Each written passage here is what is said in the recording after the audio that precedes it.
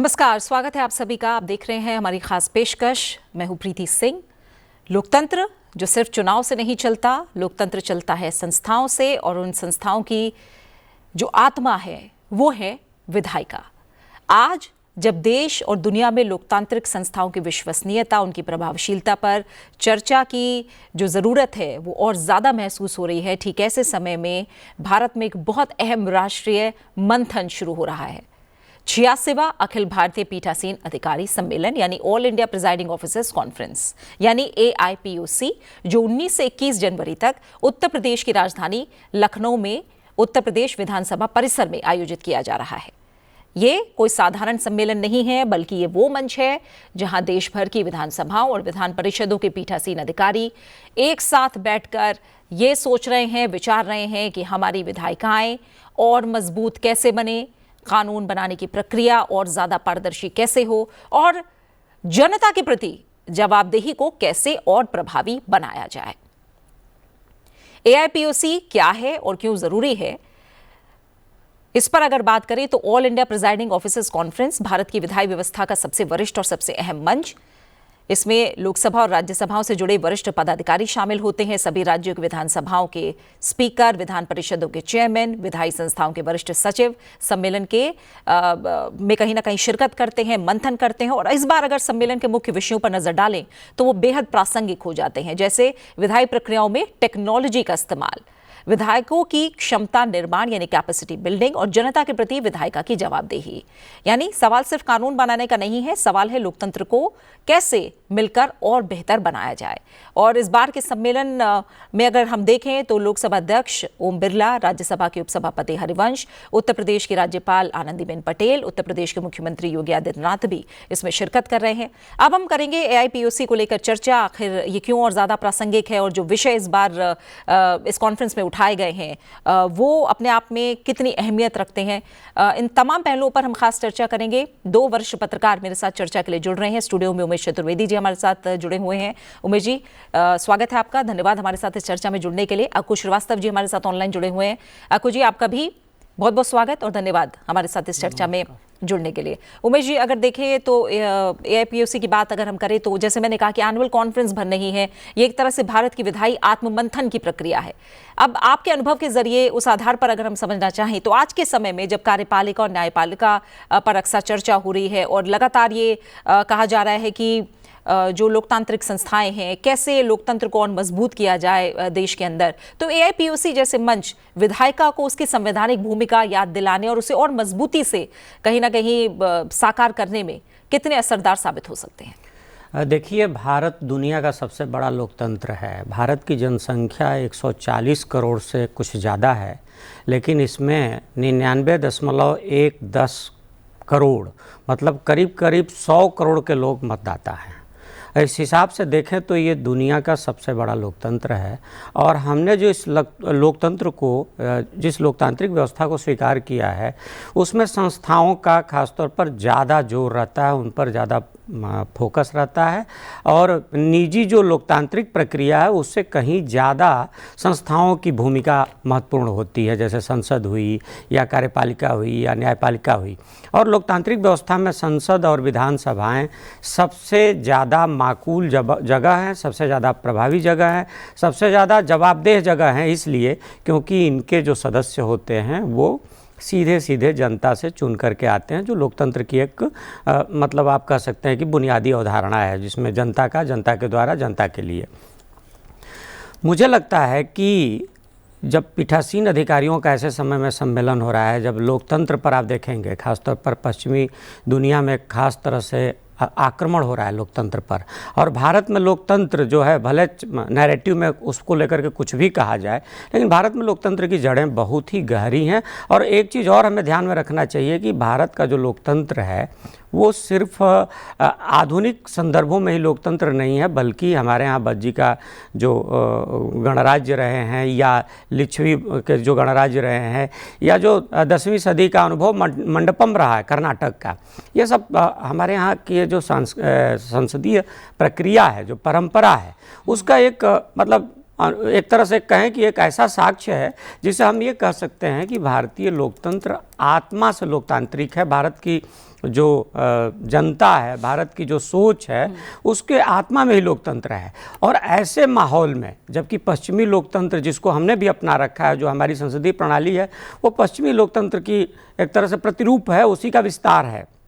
तो उसमें ऐसा है कि जो संस्थाओं पर जोर है, और संस्थाओं में भी मैं जैसा कि पहले कह चुका हूँ कि संसद और विधानसभाओं पर सबसे ज़्यादा जोर है, उनकी स्वायत्तता पर, उनकी स्वतंत्रता पर और उनके द्वारा किए जा रहे कार्यों पर ज़्यादा फोकस है। जनता को जवाबदेह बनाने की ज़रूरत है। और आपने भूमिका में कहा भी कि इस सम्मेलन की ये कोशिश रहेगी, तो मुझे लगता है कि इन संदर्भों में अगर देखेंगे तो पीठासीन अधिकारियों के सम्मेलन की चुनौती और जवाबदेही बढ़ जाती है। इसलिए बढ़ जाती है कि जिस समय हमारे यहाँ लोकतंत्र आया उस समय तकनीक कुछ खास नहीं थी। आज तकनीकी तौर पर बहुत क्रांति हो चुकी है। आर्थिक मोर्चे पर हम बहुत कुछ आगे बढ़ चुके हैं। दुनिया के समीकरण बदल चुके हैं और हमारा सामाजिक जो ढांचा है उसमें भी सोच के स्तर पर बहुत बदलाव आया है। और ऐसे में पीठासीन अधिकारियों की ये जवाबदेही बढ़ जाती है कि जो भारतीय लोकतंत्र के मंदिर हैं, चाहे विधानसभा हो, चाहे संसद हो, चाहे विधान परिषद हो, चाहे लोकसभा हो, चाहे राज्यसभा, उसमें लोकतांत्रिक प्रक्रिया का पालन होते हुए जनता के प्रति जवाबदेही को बढ़ावा देने की कोशिश हो और वो ऐसा होते हुए दिखे भी। मुझे लगता है कि यह काम पीठासीन अधिकारी ही अपने संचालन के जरिए कर सकते हैं, करते हैं। तो इसलिए उनके सम्मेलन की आज ज़्यादा ज़रूरत है और इस ढंग से उसको देखने और सोचने और समझने की ज़रूरत है। बिल्कुल। अक्कू जी, एक मौका और इसलिए ख़ास हो रहा है क्योंकि अभी हमने CSPOC देखा है। अभी हमने देखा कि कॉमनवेल्थ के जो स्पीकर्स और प्रिजाइडिंग ऑफिसर्स हैं, भारत ने मेज़बानी की 16 साल बाद CSPOC की, वो मंथन हमने देखा। और अब हम AIPOC का सम्मेलन देख रहे हैं। और कहीं ना कहीं जब हम एजेंडे को देख रहे हैं, सम्मेलन का जो एजेंडा है जिस पर मंथन हो रहा है, चर्चा हो रही है, वो अपने आप में बहुत ज़्यादा सिमिलर है। एक अहम शब्द है जो बार बार आ रहा है, टेक्नोलॉजी। आज देश में डिजिटल गवर्नेंस की जब बात हो रही है, पेपरलेस विधानसभा और संसद की बात है, AI, डेटा और डिजिटल टूल्स पर चर्चा लगातार हो रही है। आपके अनुसार क्या टेक्नोलॉजी वाकई जो विधायी प्रक्रिया है उसे और ज़्यादा पारदर्शी और सिटीजन सेंट्रिक बना रही है? आपको लग रहा है कि ये मुद्दे बिल्कुल वाजिब हैं आज के समय के हिसाब से? निश्चित रूप से ये मुद्दे वाजिब हैं और ये एक इत्तेफाक ही माना जाना चाहिए कि बीते वर्ष कॉमनवेल्थ में जिस तरीके से हम लोगों ने भागीदारी की और यहाँ का सम्मेलन हुआ, पूरे साल भर भी ये प्रक्रियाएं चलती रहीं, तो उससे हम समृद्ध हुए हैं।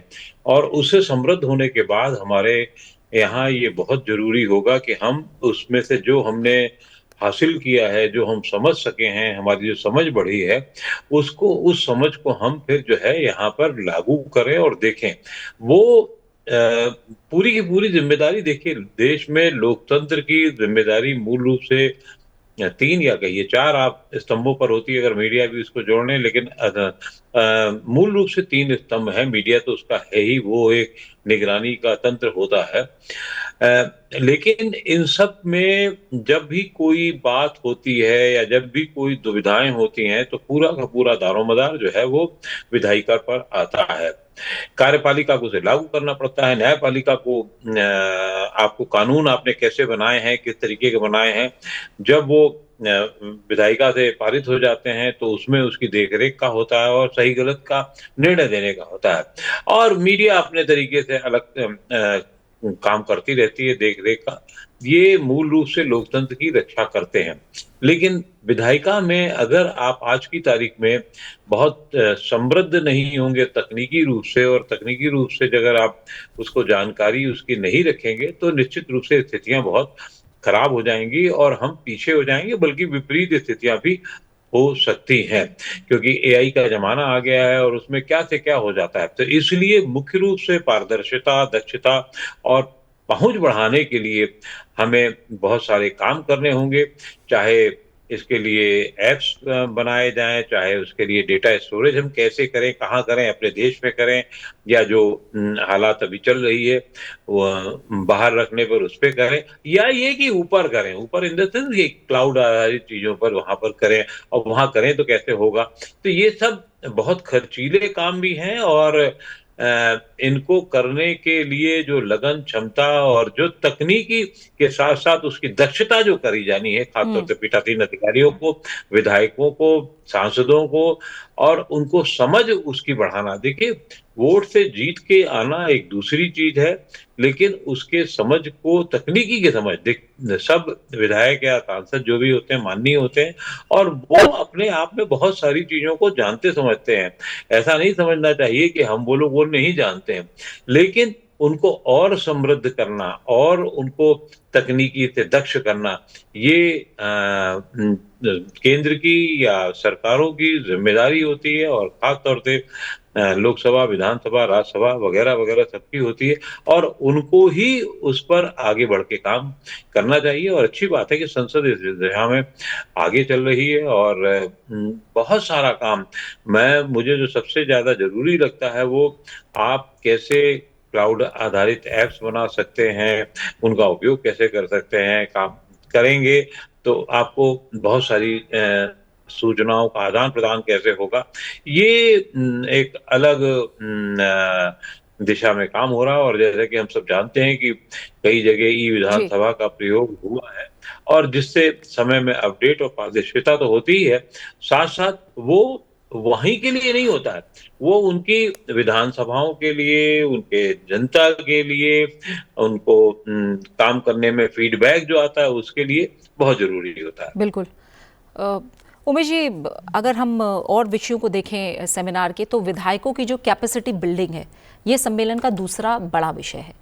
अब इसे अगर हम देखें समझे तो अक्सर ये सवाल उठता है कि कई विधायक पहली बार सदन में आते हैं, उन्हें नियम, प्रक्रियाएं, संसदीय भाषा सब कुछ समझना होता है और सब कुछ सीखना होता है। अब AIPOC जैसे मंच क्या वास्तव में जो विधायकों की क्षमता है उसे बढ़ाने में कितनी ठोस दिशा तय कर सकते हैं? कैपेसिटी बिल्डिंग जो टॉपिक है ये अपने आप में कितना अहम है? आज की जो जनता है, जिसे हम लोग कह सकते हैं लोकतंत्र के जो बुनियादी तत्व हैं, उसके लिए आजकल डिलीवरी बहुत ज़्यादा मायने रखती है। और एक बात और है कि राजनीति करना, ज़मीन पर राजनीति करना, सदन से बाहर रह कर के बात करना, राजनीति करना, उसका एक तरीका अलग होता है। लेकिन सदन में आने के बाद, चाहे वो विधानसभा हो, चाहे लोकसभा हो, चाहे विधान परिषद हो, चाहे राज्यसभा हो, वहाँ आकर के एक निश्चित फ्रेम में, एक दायरे में, एक विधायी दायरे में, संसद और विधानसभा की नियमावली के दायरे में काम करना होता है और उस काम करने के जरिए डिलीवरी को करना होता है। मुझे लगता है कि बहुत सारे जो विधायक होते हैं, वो कोई भी हो, जब तक वो सदन में नहीं आते हैं या जब तक चुन करके नहीं पहुंचते हैं, तब तक उनका राजनीति करने का तरीका और काम करने का तरीका अलग होता है। लेकिन जब वो सदन में पहुंचते हैं तो उनका काम करने के लिए जो एक जवाबदेही होती है उनके काम करने के लिए, वो कहीं ना कहीं उनके लिए ऑब्स्टेकल का काम करती है और मुझे लगता है कि यहीं जा कर के विधायक कभी कभी चूकने लगता है और शायद डिलीवरी इसीलिए प्रभावित होती है। मुझे लगता है कि जो पीठासीन अधिकारियों का जो सम्मेलन हो रहा है, ये ऐसे सम्मेलनों के जरिए, जो आपने ठीक कहा कि विधायकों की क्षमता का निर्माण होना चाहिए, उनकी क्षमता का निर्माण होगा, उन्हें विधायी ज़रूरतें पता चलेंगी, विधायी सीमाएं पता चलेंगी और उन सीमाओं के अंदर काम करते हुए किस तरह से बेहतर डिलीवर किया जा सकता है, वो उसको ज़्यादा तरीके से सीख पाएंगे। और शायद यही वजह है कि जो आधुनिक लोकतंत्र के जो पुरोधा हैं, उन्होंने इस तरह के सम्मेलनों की कल्पना की और वो समय समय पर होते रहते हैं।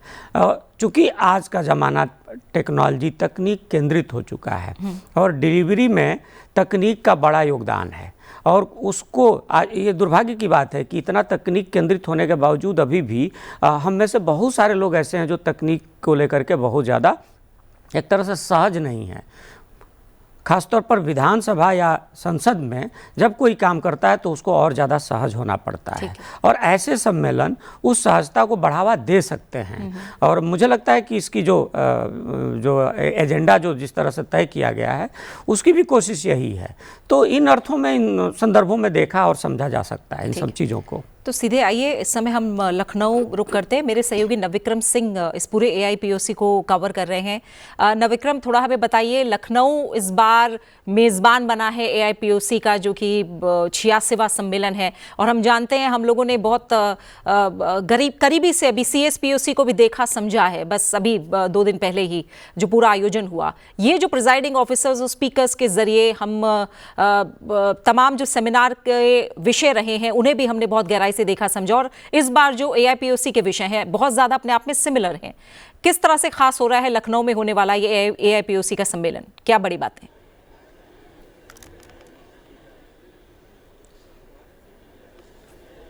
निश्चित तौर पर जिस तरीके से प्रीति आपने कहा कि जो नवाचार से केंद्रित विषय हैं वो यहाँ पर एआईपीओसी में खास तौर पर उन्हें सत्र का विषय बनाया गया है। और एआईपीओसी में ऑल इंडिया प्रिसाइडिंग कॉन्फ्रेंस के तहत एक और मैं आपको बताना चाहूँगा, इससे पहले होता है जो विधान सभा और विधान परिषदों के सचिव हैं उनका भी सम्मेलन होता है, और उसमें जिस तरीके से वो सुबह हुआ उसमें विचार मंथन किया गया कि किस तरीके से विधायिका को और सशक्त बनाया जा सकता है, विधान परिषद, विधानसभा, लोकसभा या राज्यसभा में कामकाज को और बेहतर किया जा सकता है। अपने विचारों को, नवाचारों को जो अधिकारी हैं वो साझा करते हैं।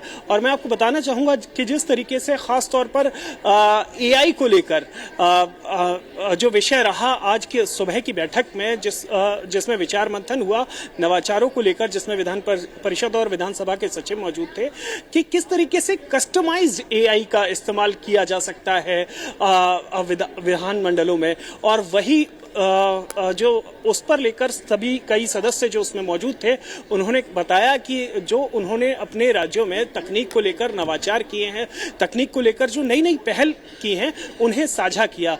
उसमें राज्यसभा के महासचिव, लोकसभा के महासचिव दोनों मौजूद थे, और उन्होंने बताया कि किस तरीके से हेल्पलाइन के जरिए विधायिका के कामकाज को और बेहतर करने की कोशिश करी जा रही है, और आज के दौर में डिजिटाइजेशन जो है वो किया जा रहा है। तो प्रीति, निश्चित तौर पर जिस तरीके से आपने बताया था कि ये 86वां एआईपीओसी है, उसी के साथ ये जो विधानसभा और विधान परिषदों के सचिव हैं उनका 62वां सम्मेलन भी था, जिसमें सुबह उनका विचार मंथन हुआ। तो प्रीति, ऑल इंडिया प्रिसाइडिंग ऑफिसर्स का इस बार का जो थीम है समृद्ध विधायिका समृद्ध राष्ट्र, और इसी थीम को लेकर देश भर से जो प्रतिनिधि आए हुए हैं, जो प्रिसाइडिंग ऑफिसर्स आए हुए हैं, वो बातचीत करेंगे। अगले 3 दिन तक इसी पर विचार मंथन होगा, अलग अलग सत्रों में ये बातचीत होगी कि कैसे विधायिका को और मजबूत किया जा सकता है, जनता से और ज्यादा किस तरीके से कनेक्ट किया जा सकता है। लखनऊ पूरी तरीके से तैयार है और विशेष इंतजाम किए गए हैं। जो भी यहाँ पर प्रिसाइडिंग ऑफिसर्स आए हैं, जो अधिकारी और कर्मचारी अलग अलग राज्यों से आए हैं, एक तरफ उन्हें जब जो नवाचारों के बारे में आपसी जानकारी भी है, उसके अलावा लखनऊ की तहजीब से, सांस्कृतिक विरासत से, उत्तर प्रदेश की जो सांस्कृतिक विरासत है उससे भी रूबरू कराया जा रहा है आने वाले मेहमानों को। जिस तरीके से आपने जिक्र किया था कि हमने सीएसपीओसी में जो देखा कि भारतीय संस्कृति के अलग अलग पहलुओं से हमारे जो मेहमान आए थे उन्हें रूबरू कराया गया था, इसी तरीके से अलग अलग राज्यों से आए हुए लोगों को रूबरू कराया जा रहा है भारत की, उत्तर प्रदेश की खास तौर पर, क्योंकि उत्तर प्रदेश अपने आप में विविधताओं से भरा हुआ प्रदेश है। और उत्तर प्रदेश में अगर हम बात करें बुंदेलखंड की, तो बुंदेलखंड में अलग तरीके की परंपराएं हैं, पूर्वांचल में अलग तरीके की परंपराएं हैं, और पश्चिम में अलग तरीके की परंपराएं हैं। तो सभी से रूबरू कराने की कोशिश है। और मैं आपको दिखाना चाहूंगा ये अपने आप में जो मैं यहाँ, ये विधानसभा का कक्ष है और इसी में जो विधायकों की बैठक होती है, और ये अपने आप में बेहद ऐतिहासिक जगह है। बिल्कुल नवविक्रम, क्योंकि आप ये तस्वीरें हमें दिखा रहे हैं, हम जानते हैं कि उत्तर प्रदेश को नई विधानसभा मिली है और टेक्नोलॉजी से पूरी तरह लैस है।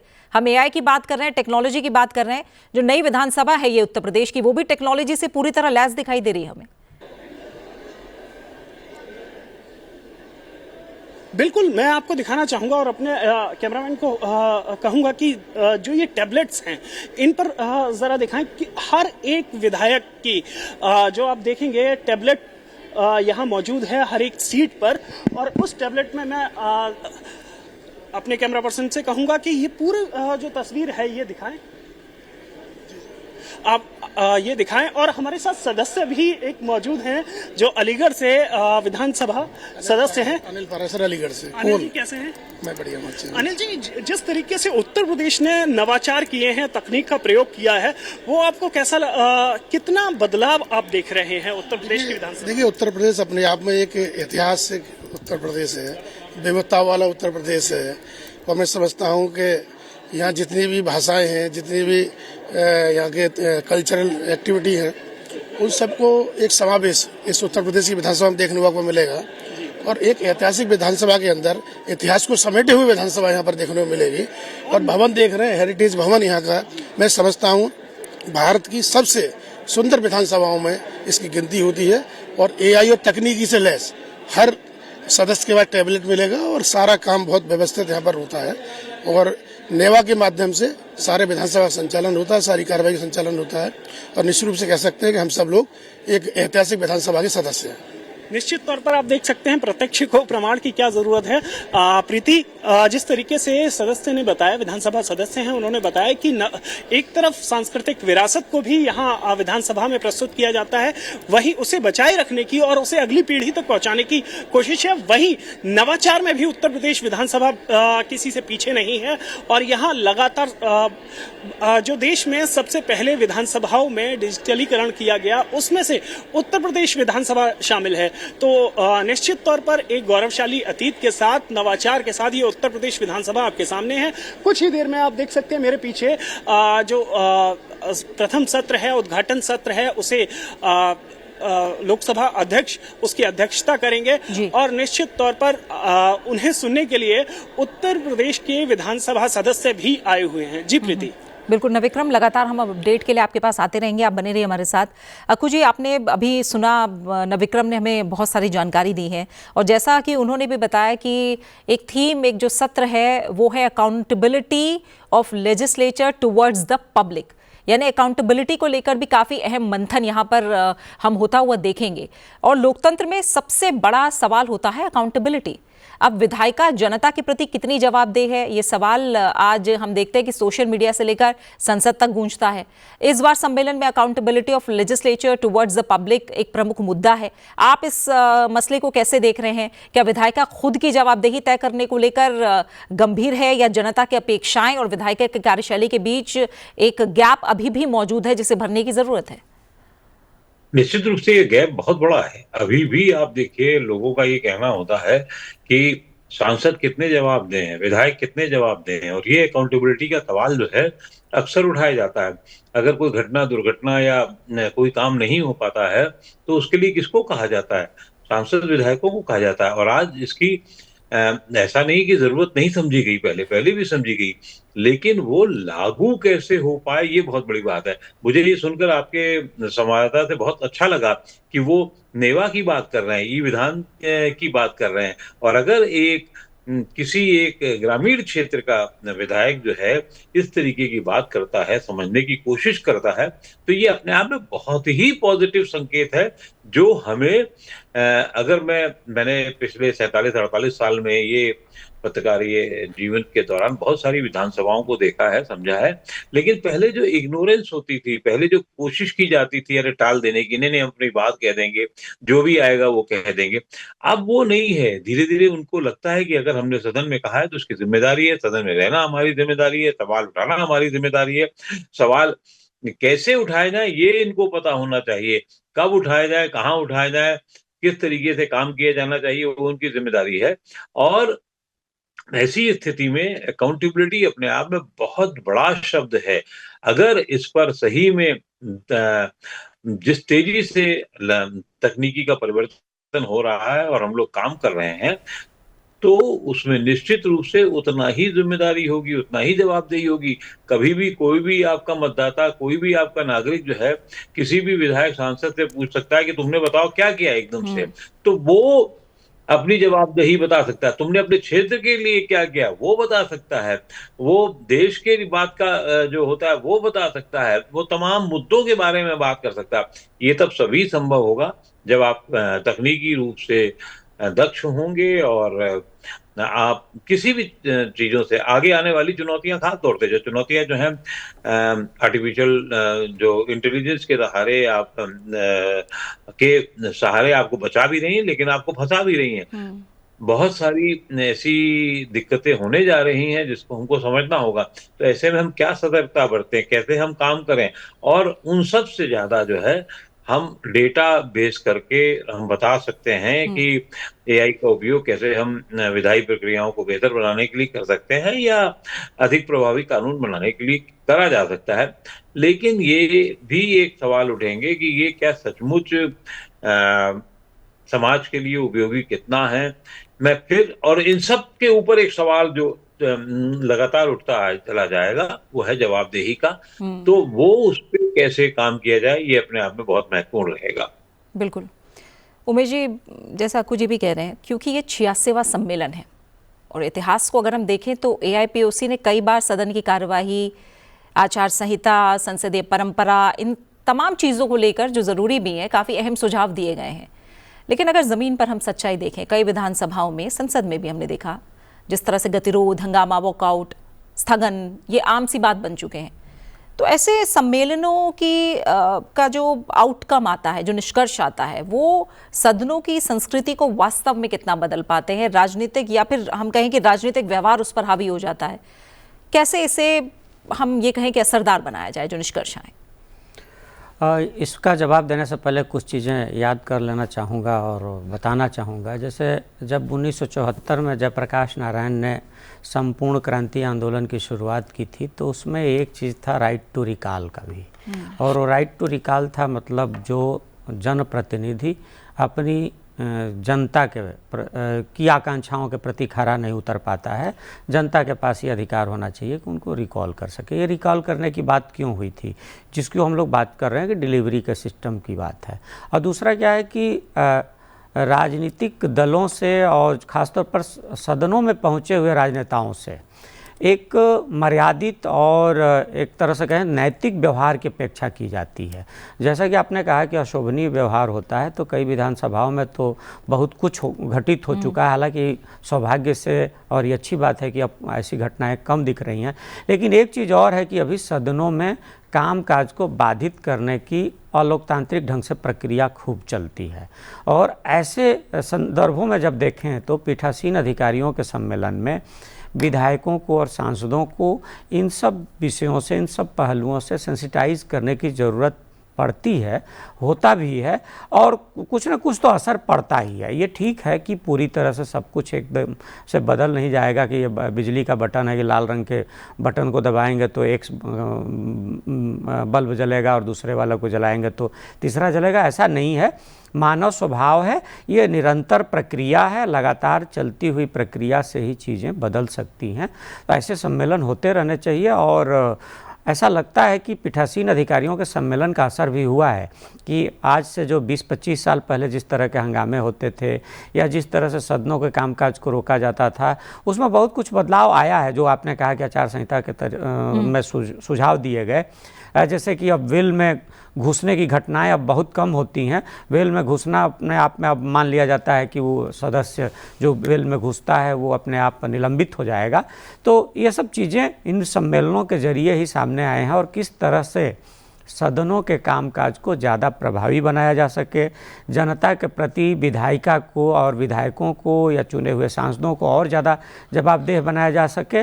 निश्चित तौर पर इस दिशा में बहुत काम हुआ है। इस दिशा में इतना काम होने के बाद भी ऐसा नहीं है कि एक फुल स्टाफ की ज़रूरत हो गई है। तो ये सम्मेलन, ये जो एक निरंतर्य है, उसमें विधायकों को, सांसदों को सेंसिटाइज करने का, उनको संजीदा बनाने का प्रयास करते हैं। और उम्मीद की जानी चाहिए कि इस सम्मेलन में जो लखनऊ में हो रहा है, तहजीब की और नगरी कही जाती है लखनऊ, वहाँ हो रहा है, तो वहाँ से तहजीब का पाठ लेकर के देश भर के सांसद और विधायक लौटेंगे और एक नए सिरे से जनता के प्रति जवाबदेह लोकतंत्र की परिकल्पना को साकार करेंगे और डिलीवरी को, जो जनता की आकांक्षाएं हैं उसको डिलीवर करने की ज़्यादा से ज़्यादा कोशिश करेंगे।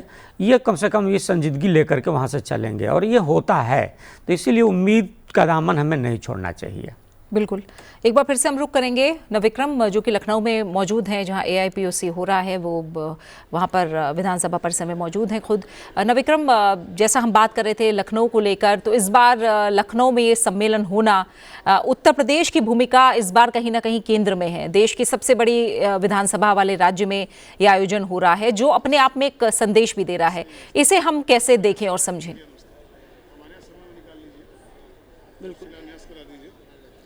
बिल्कुल, उत्तर प्रदेश में जिस तरीके से बीते दशक में हम अगर देखें तो कामकाज हुआ है, और ख़ास तौर पर ODOP की अगर बात करें तो उससे इस तरीके की जो योजनाएं हैं, उसके बाद ODOC जैसी योजनाएं हैं। ODOC यानी एक जिला एक व्यंजन, जैसे एक जिला एक उत्पाद था, उसी तरीके से एक नई योजना को प्रमोट करने की कोशिश है। इस तरीके से हेल्थ केयर में जो नई नवाचार हो रहे हैं, उससे भी जो अधिकारी और जो विधानसभा अध्यक्ष, विधान परिषद के सभापति आ रहे हैं, उनसे रूबरू कराने की कोशिश है। इसके अलावा जिस तरीके से विधानसभा में खास तौर पर जनता को कनेक्ट करने के लिए कोशिश की है विधानसभा अध्यक्ष ने और यहाँ जो विधान परिषद है उसके सभापति ने, उसके परिणाम नजर आ रहे हैं। एक जो जनता लगातार यहाँ डिजिटल तरीके से जो कोशिश की गई है, एक गैलरी बनाई गई है, उसमें जनता आ सकती है, जो पहले असंभव चीजें थी वो कोशिश की गई है। इसके अलावा प्रीति हमारे साथ खुद मौजूद हैं परिवहन मंत्री जो उत्तर प्रदेश सरकार में हैं, और उनसे जानेंगे, क्योंकि लंबे समय का विधानसभा का अनुभव रहा है दयाशंकर जी को। सर, मैं आपसे समझना चाहूंगा किस तरीके से बदलाव आपने बीते वर्षों में देखे हैं विधानसभा में? देखिए, ये ऐतिहासिक क्षण है। ये 6वां पीठासीन अधिकारी सम्मेलन 3 दिवसीय ये हम लोग के विधानसभा में हो रहा है। हम सब के लिए ये गौरव की बात है, और ये विधानसभा लगातार नई नई चीज़ों को करता रहा है देश में। आज पेपरलेस जो है विधानसभा सबसे पहले किसी को होने का गौरव प्राप्त हुआ है, तो हमारे उत्तर प्रदेश के विधानसभा को आप देख रहे हैं, हर जगह कंप्यूटर्स लगे हुए हैं, कोई पेपर लेके नहीं आता है। पेपरलेस जो है ई व्यवस्था है पूरे विधानसभा के अंदर, और लगातार 36 घंटा तक महिलाओं के लिए चलाने का रिकॉर्ड भी जो है उनको अवसर मिला अपनी बात को कहने के लिए। यह विधानसभा लगातार 72 घंटे तक में विधानसभा चलाया गया। ये भी एक गौरव जो है इस विधानसभा को प्राप्त हुआ है, और कितना इसको जो नई नई जो भी चीज़ें हो रही हैं हमारे विधानसभा अध्यक्ष जी के नेतृत्व में उत्तर प्रदेश विधानसभा, और आज का भी जो ये अधिवेशन जो हो रहा है 86वां पीठासीन अधिकारी सम्मेलन, ये भी हम लोगों के लिए एक बहुत बड़ा गौरव का है। और उत्तर प्रदेश माननीय मुख्यमंत्री जी योगी आदित्यनाथ जी के नेतृत्व में लगातार विकास कर रहा है। आज सबसे बड़ा एक्सप्रेसिव वाला प्रदेश कोई है तो आज उत्तर प्रदेश है। आप एयर कनेक्टिविटी में देखेंगे तो आज 22 हमारे पास एयरपोर्ट है, जिसमें 4 हमारे इंटरनेशनल एयरपोर्ट हैं। और इसी तरह से आप जो है जिलों को आप देखेंगे तो 1 डिस्ट्रिक्ट 1 प्रोडक्ट जो हमारे परंपरागत जो हमारे उद्योग धंधे थे उसको भी इस सरकार ने आगे बढ़ाया है। और भ्रष्टाचार को जीरो टॉलरेंस के नीति पर हमारा सरकार काम कर रही है। अपराध मुक्त उत्तर प्रदेश आज हुआ है। आज पहले माफिया चलाते थे हर जिले में, आज जो है कोई इस तरह के या तो माफिया जेल में है या उत्तर प्रदेश छोड़ करके भाग चुके हैं। लेकिन दयाशंकर जी, मैं आपसे समझना चाहूँगा, क्योंकि आपको अनुभव रहा है लंबा, और उत्तर प्रदेश में आपने अलग अलग क्षेत्रों में भी प्रवास किया है। उत्तर प्रदेश के, चाहे हम बात करें पूर्वांचल के इलाके की या फिर पश्चिमी उत्तर प्रदेश की, सेंट्रल यूपी की, अलग अलग जगह की जो अपनी परंपराएं हैं, अलग अलग जगह के जो नृत्य हैं, व्यंजन हैं, वो यहाँ आ रहे मेहमानों को परोसे जा रहे हैं। तो आपको क्या लगता है कि ये कितना महत्वपूर्ण संदेश, और जो उत्तर प्रदेश की सांस्कृतिक विरासत है उसे देश के अलग अलग लोगों से, अलग अलग क्षेत्रों से आए लोगों से रूबरू कराने का कितना बड़ा मौका होते हैं ये ऑल इंडिया प्रिसाइडिंग कॉन्फ्रेंस जैसे सम्मेलन, और कितना महत्वपूर्ण है आज का ये सम्मेलन? देखिए ये इससे हम लोग अपनी बातों को, अपने जो हमारी जो लोक नृत्य और कला का जो हमारी पुरानी परंपराएं हैं उसको लोगों को अवगत कराने का अवसर है। हमारे जो खान पान है, जो हमारे हर जिले का अलग अलग खान पान है। जैसे हम कहें, मैं बलिया का प्रतिनिधित्व करता हूँ, बाटी चोखा, बलिया की बाटी चोखा मैंने वहाँ के मशहूर है। तो ये चीज़ों को यदि व्यंजन के रूप में हमारे विधानसभा अध्यक्ष जी प्रस्तुत करेंगे तो हर जगह का स्वाद भी लोगों को लुप्त लेंगे और इस बात को हम अपने पूरे वैश्विक उस जगहों पर आप सबके माध्यम से, मीडिया के माध्यम से उसको पहुंचा सकते हैं। जैसे हमारे यहाँ का जो हमारे अलीगढ़ के विधायक हैं अनिल पराशर जी, यहाँ का ताला, अलीगढ़ का ताला, हम लोग जो बचपन से सुनते थे कि अलीगढ़ का ताला, तो आज जो है हमारे ओडीओपी में वो है। जैसे मुरादाबाद में हमारे पित्तल की कार्य अच्छा होता है, उसका है, चाहे हमारे प्रतापगढ़ के आंवला है। इस तरह से हर जिले का एक एक अपना जो विशेषता है वो हम लोग आज पूरे देश से लोग आए हुए हैं उनके उसमें प्रस्तुत करेंगे। तो हम लोग के लिए मैंने एक अच्छा प्लेटफार्म आज हम लोग इस सम्मेलन के माध्यम से मिल रहा है। अच्छा सर, ये बताइए कि जो अलग अलग राज्यों से प्रतिनिधि आए हैं उनसे मुलाकात करने का भी मौका मिलता है और चीज़ें जो खासतौर पर अगर चाहे राजनीतिक हो या फिर विधायी कामकाज हो, आपस में जो अपने अनुभव हैं उसे साझा करने का मौका मिलता है आप लोगों को ऐसे कॉन्फ्रेंसेस में? देखिए 3 दिन तक लोग रहेंगे तो कहीं ना कहीं हम लोग के उनसे मुलाकात होगी, चर्चाएं होंगी, तो हमारी बातों को वो समझेंगे, उनकी कोई अच्छी बातें हों वो हम लोग को समझने का अवसर मिलेगा। तो अपनी अलग अलग जगहों की अलग अलग परंपराएं हैं वो हम लोग उससे आज पूरे देश भर के लोग जब इकट्ठा होंगे तो एक दूसरे से आदान प्रदान होगा, तो बहुत सारी चीज़ सीखने को मिलेगा। अच्छा, लोकसभा अध्यक्ष ओम बिरला जी का इनिशिएटिव रहता है आमतौर पर जो इन कॉन्फ्रेंस में ज़्यादा से ज़्यादा संवाद हो और ज़्यादा से ज़्यादा आपस का जो तालमेल हो वो बेहतर हो और जो नवाचार हैं वो साझा किए जाएं। तो आप इस ख़ास तौर पर अगर मैं बात करूं लोकसभा अध्यक्ष का, इस तरीके के जो ख़ास तौर पर नवाचार को लेकर जो उनकी प्राथमिकताएँ रहती हैं उसे कैसे देखते हैं? देखिए, वो हम सबके मैंने लोकसभा के दूसरी बार स्पीकर बने हैं और उनका हम लोग देखते हैं लोकसभा में जो जिस तरह से लोगों को अवसर देते हैं, नए सदस्यों को भी जिस तरह से अवसर देते हैं और पार्टियों को कैसे सामंजस्य स्थापित करते हैं, हम लोग देखते हैं, टीवी के माध्यम से हम लोग अवगत होते हैं।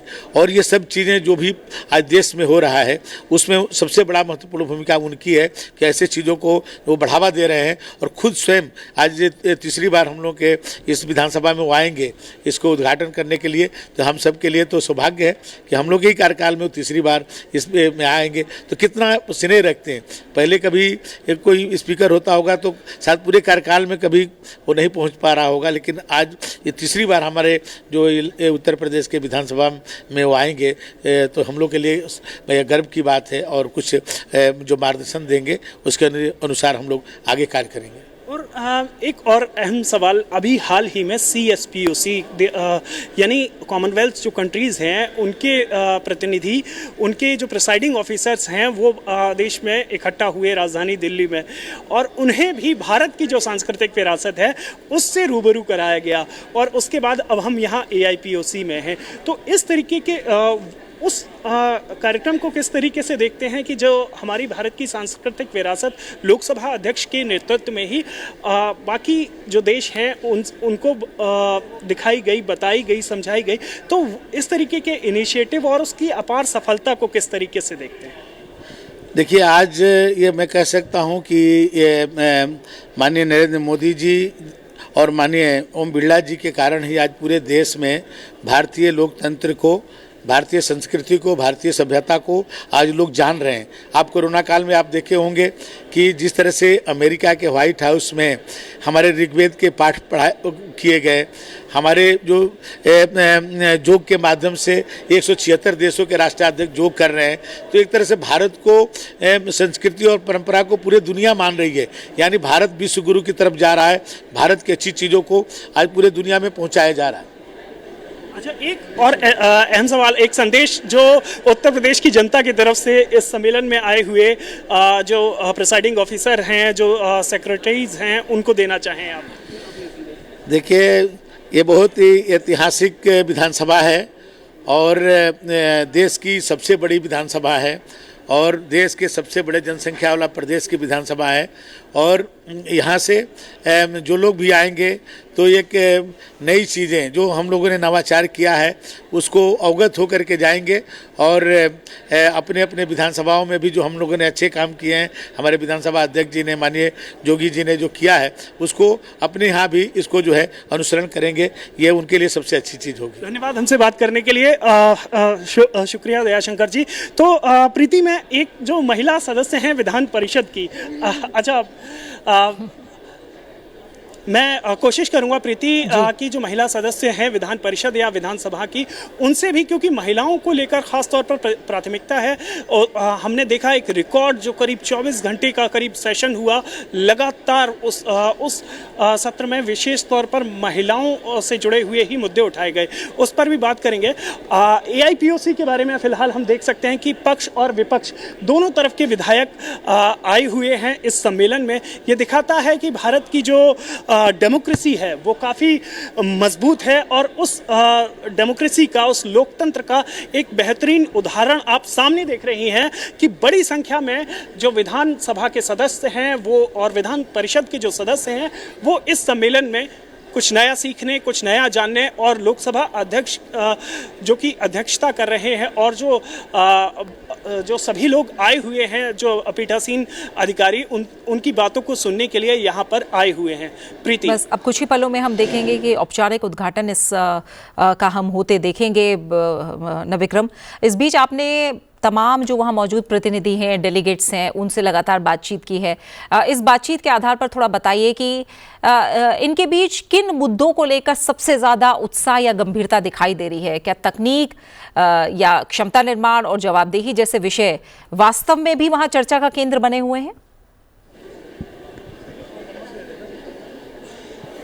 बिल्कुल प्रीति, आपने बहुत अच्छा सवाल किया। और जनता से कनेक्ट, मैं आपसे बताना चाहूँगा कि किस तरीके से जनता से कनेक्ट को और मजबूत किया जा सके, ये एक प्रमुख मुद्दा रहता है। और उसी में आता है तकनीक का। जिस तरीके से, मैं आपको एक उदाहरण के तौर पर बताना चाहूँगा, एक सदस्य ने उसका उदाहरण भी दिया, मुझे समझाया कि किस तरीके से जनता के पास तक जाने में उन्हें पहले मुश्किल होती थी। मान लीजिए एक लंबी, उत्तर प्रदेश में एक सांसद करीब 20 से 25 लाख लोगों का प्रतिनिधित्व करता है। इसी तरीके से विधायक करीब 7 से 8 लाख लोगों से ज़्यादा का प्रतिनिधित्व करते हैं। ऐसे में पूरी जनता से मिलना थोड़ा सा मुश्किल हो जाता है, हर क्षेत्र में जाना मुश्किल हो जाता है। और सोशल मीडिया और तकनीक के आने के बाद उनके जो इस्तेमाल है उससे वो लोगों की समस्याओं को घर बैठे सुन सकते हैं। हालांकि फील्ड में जाते हैं, लेकिन घर बैठे कोई अगर गंभीर समस्या है उसका तत्काल 2 से 3 मिनट में, 5 मिनट में, आधा घंटे में उन तक खबर आती है, तो त्वरित एक्शन लेते हैं। लेकिन चर्चा इस बात पर हो रही है कैसे जो निगरानी है सोशल मीडिया पर, क्योंकि कई बार भ्रामक खबरें भी होती हैं, तो ऐसे में जो भ्रामक खबरों को नकारते हुए भ्रामक खबरों को किस तरीके से फिल्टर किया जा सके, इस पर चर्चा है। AI, क्योंकि चैटबॉट किस तरीके से इस्तेमाल कर सकते हैं, मैं आपको बताना चाहूँगा। आमतौर पर उत्तर प्रदेश विधानसभा को लेकर जो परसेप्शन होता है कि यहाँ जो विधायक हैं वो बाकी राज्यों की विधानसभाओं के मुकाबले कम पढ़े लिखे हैं, या फिर लेकिन उत्तर प्रदेश की विधानसभा में अगर हम देखें तो करीब 1/3 से ज़्यादा विधायक हैं जो मास्टर्स हैं, डॉक्टर्स हैं, जो मास्टर डिग्री जिनके पास है, डॉक्टर्स हैं, एडवोकेट्स हैं। एक बड़ी संख्या में यहाँ पर जो 403 सीटें हैं उसमें से एक बड़ी संख्या ऐसी है जो कि जनता से भी कनेक्ट है और अपने प्रोफेशन में भी माहिर है। तो कुल मिलाकर अगर बताना चाहें तो इसीलिए आप देख रही हैं इतनी बड़ी संख्या में विधायक ये आए हुए हैं, और जो विधान परिषद के सदस्य हैं वो आए हुए हैं, ताकि जो लोकसभा अध्यक्ष का उद्बोधन है उसे सुन सकें, साथ ही वो उन नवाचार को भी समझ सकें जो किए जा रहे हैं। बिल्कुल जी, बिल्कुल। उमेश जी, हम अगर देखें तो दुनिया भर में जो लोकतंत्र है वो आज एक ट्रांजिशनल फेज से गुजर रहा है। कहीं ना कहीं पॉपुलिज्म है, कहीं पोलराइजेशन है, कहीं इंस्टीट्यूशंस पर दबाव है। इन तमाम वैश्विक परिप्रेक्ष्य के बीच आप कैसे देखते हैं, क्या भारत का जो AIPOC है ये मॉडल दुनिया के अन्य लोकतांत्रिक देशों के लिए भी कोई उदाहरण बन सकता है, या हमें अभी अब कहीं ना कहीं और कुछ सीखने समझने की ज़रूरत है? क्योंकि जो कॉमनवेल्थ हमने देखा देशों से आए प्रिजाइडिंग ऑफिसर्स और स्पीकर्स रहे, उन्होंने भी कहा कि वो भारत के लोकतंत्र से काफ़ी कुछ सीख रहे हैं। उस दौरान प्रधानमंत्री ने कहा कि ये तमाम जो सत्र हैं वो सीखने सिखाने के हैं। ऐसे में जब AIPOC में हम चर्चा और इस मॉडल को देख रहे हैं, समझ रहे हैं, विचार मंथन हो रहा है, ये कितना सीखने समझने का मंच एक तरह से? देखिए, हमने 1947 के बाद भले ही एक लोकतंत्र को अपनाया जो पश्चिम का है, लेकिन असलियत में जो हमारे यहाँ जो चोल राजाओं ने ग्रामीण व्यवस्था के लिए इंतज़ाम किया था, या हमारे यहाँ जिस तरह से अनुभव मंडपम की कल्पना रही है, या जैसे हमारे यहाँ का जो बज्जी गणतंत्र रहा है, तो उसमें आप देखेंगे कि हम स्वभाव से हमारे यहाँ लोकतंत्र रहा है। तो ऐसे में जो हमारी लोकतंत्र की सफलता है, आप देखिए कि पूरी दुनिया में जहाँ भी लोकतंत्र है, कुछ एक देशों को छोड़ दिया जाए तो या तो वहाँ अराजकता आ गई, या किसी न किसी तरह से कुछ और तरह के विचारधाराएँ हावी होती नज़र आई। हमारे यहाँ लोगों में जो अगर गुस्सा भी होता है तो उस गुस्से की परिणति अपने वोट के जरिए करते हैं, और यह हमारे लोकतंत्र की सफलता का सबसे बढ़िया उदाहरण है। हाँ, कुछ बातें हमारे लोकतंत्र में है, जैसे जब सदन की कार्यवाही शुरू होती है तो, या सदन की शुरुआत होती है, बैठक की शुरुआत होती है, तो जो विपक्षी दल हैं जिनका काम है विपक्ष की भूमिका निभाना और सरकार की नीतियों की ज़रूरत पड़ने पर आलोचना करना। हालांकि एक विद्वान ने कहा है कि लोकतांत्रिक व्यवस्था में सत्ता पक्ष अगर राम है तो विपक्ष रावण है, लक्ष्मण है। तो मुझे लगता है कि राम और लक्ष्मण की भूमिका की बजाय राम और रावण की जो भूमिका हो जाती है वो गड़बड़ होती है। जो विपक्ष होता है वो पहले से ही तय कर लेता है कि किस तरह से हमें मतलब सदन की कार्रवाई को बाधित करना है, सदन को नहीं चलने देना है। मुझे लगता है कि जो ये कार्यक्रम हो रहे हैं, जो पीठासीन अधिकारियों का सम्मेलन हो रहा है, और या जो आपने कॉमनवेल्थ पीठासीन अधिकारियों के सम्मेलन की चर्चा की जिसमें यह कहा गया कि हम सीख रहे हैं, तो भारतीय लोकतंत्र इतना कुछ होने के बावजूद भी कहीं ना कहीं वो जो हमारी पारंपरिक राम और लक्ष्मण की व्यवस्था है उस व्यवस्था की ओर आगे बढ़ते हुए दिखता है।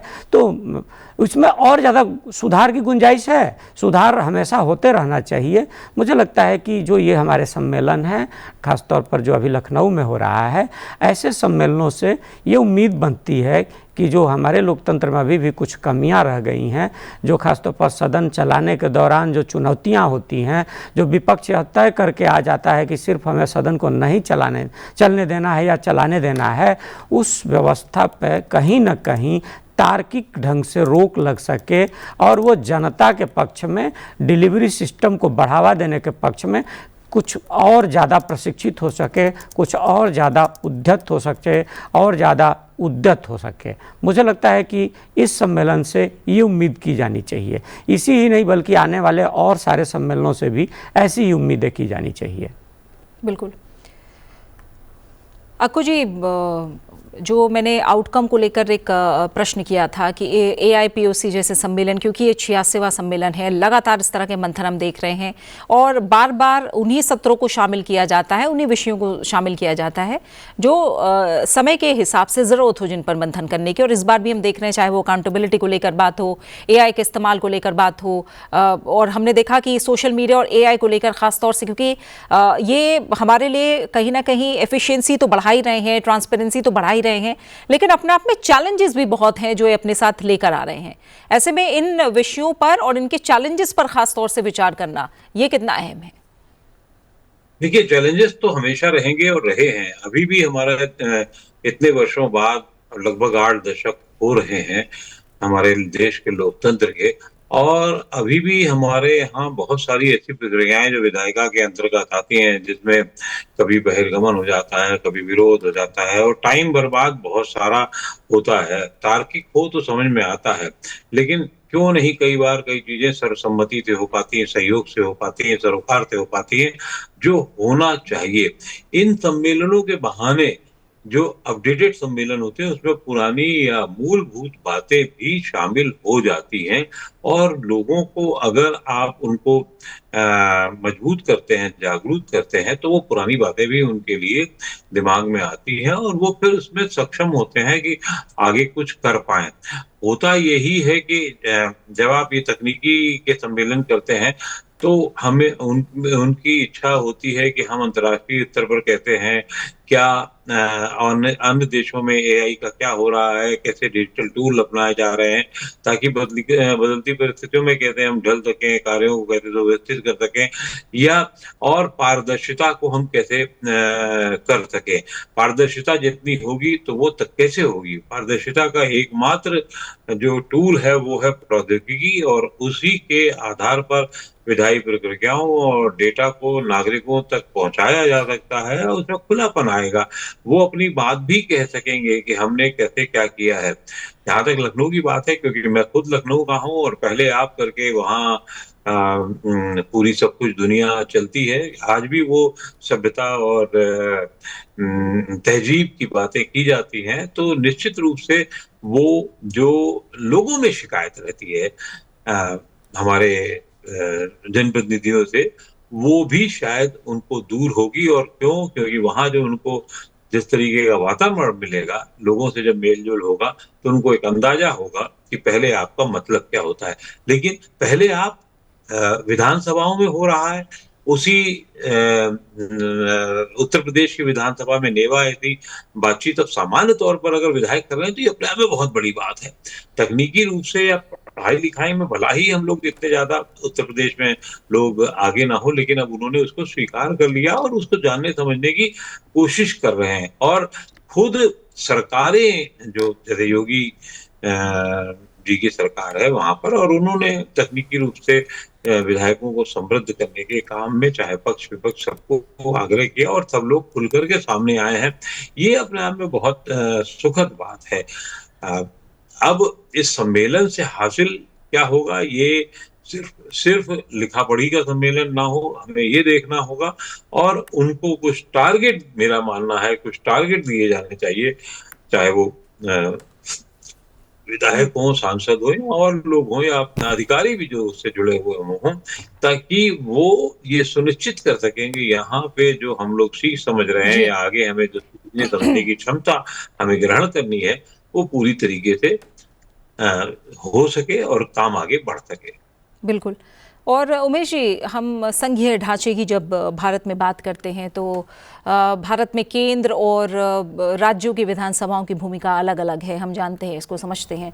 लेकिन जो चैलेंजेस है, जैसे मैंने कहा, चुनौतियां काफ़ी हद तक बहुत समान हैं। अब आपके अनुभव में एआईपीओसी की जब हम बात कर रहे हैं, वो सहकारी संघवाद यानी कोऑपरेटिव फेडरलिज्म को मजबूत करने का क्या एक प्रभावी मंच बन पाया है, जहां राज्यों के अनुभव और केंद्र की सोच एक दूसरे से सीख सकें? अपने यहाँ जो संवैधानिक व्यवस्था है उसमें ठीक है कि विधानसभा और संसद के काज का तरीका अलग अलग होते हुए भी एक है। ऐसा है कि संसद जैसे काम करती है, विधानसभाएं उससे प्रेरित होती हैं। तो मुझे मतलब इसमें कोई दुविधा नज़र नहीं आती है कि जो सहकारी संघवाद है उसको संसद और विधानसभाओं के कामकाज में बहुत ज़्यादा कोई अंतर नज़र आता है, और सहकारी संघवाद को इन्होंने बढ़ावा नहीं दिया है। हाँ, कुछ विधानसभाएं अपवाद हो सकती हैं, और इसकी वजह वो विधानसभाएं नहीं बल्कि उन विधानसभाओं को नेतृत्व देने वाली शख्सियत होती है कि वो अपने ढंग से कभी कुछ कर लेती है, लेकिन अंततः उसको जो संसद के द्वारा बनाए हुए उच्च मानदंड हैं उन पर ही आना होता है और उन्हीं को अपनाना होता है, क्योंकि वही हमारे यहाँ निर्धारित और सर्वमान्य प्रक्रिया है विधायिका को चलाने की, उसको आगे बढ़ाने की। तो इसलिए देखेंगे कि जब भी किसी विधानसभा में खासतौर पर कुछ अराजक किस्म की घटना घटती है तो उसका उदाहरण दिया जाता है कि भारतीय संसद से उसको सीख लेनी चाहिए, उसको समझ लेनी चाहिए। क्योंकि भारतीय संसद में आप देखेंगे कि हंगामा भले ही होता हो, लेकिन मर्यादाएं कभी उस तरह से नहीं तोड़ी जाती जैसे कुछ विधानसभाओं में अतीत में देखा गया है। संसद में ऐसा कुछ बहुत मतलब ना के बराबर रहा है, और संसद ने हमेशा, संसदीय कार्यवाही ने हमेशा उच्च मानदंड स्थापित किए हैं अपनी कार्यवाही के जरिए। असली चीज़ ये है कि जो व्यक्ति होता है ना, अगर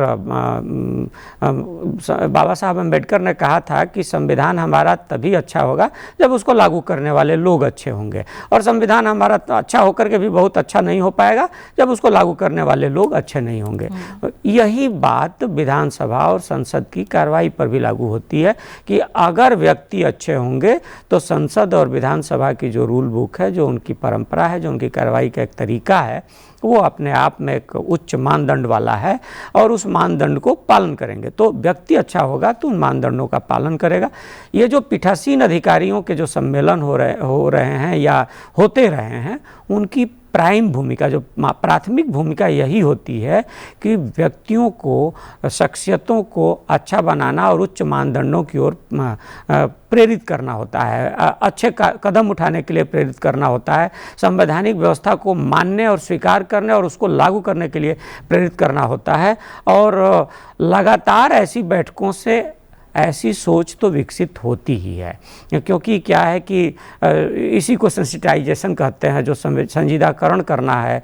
तो ये प्रक्रिया चलती रहनी चाहिए, और शायद यह प्रक्रिया जो लखनऊ में हो रही है, जिसका हम लोग बार बार जिक्र कर रहे हैं कि तहजीब का शहर है लखनऊ, जहाँ तहजीब को सबसे ज़्यादा महत्व दिया जाता है, शायद इसका एक संकेत ये भी है कि विधानसभा और संसदों की कार्रवाई में अब तहजीब की पहले की तुलना में और ज़्यादा ज़रूरत है।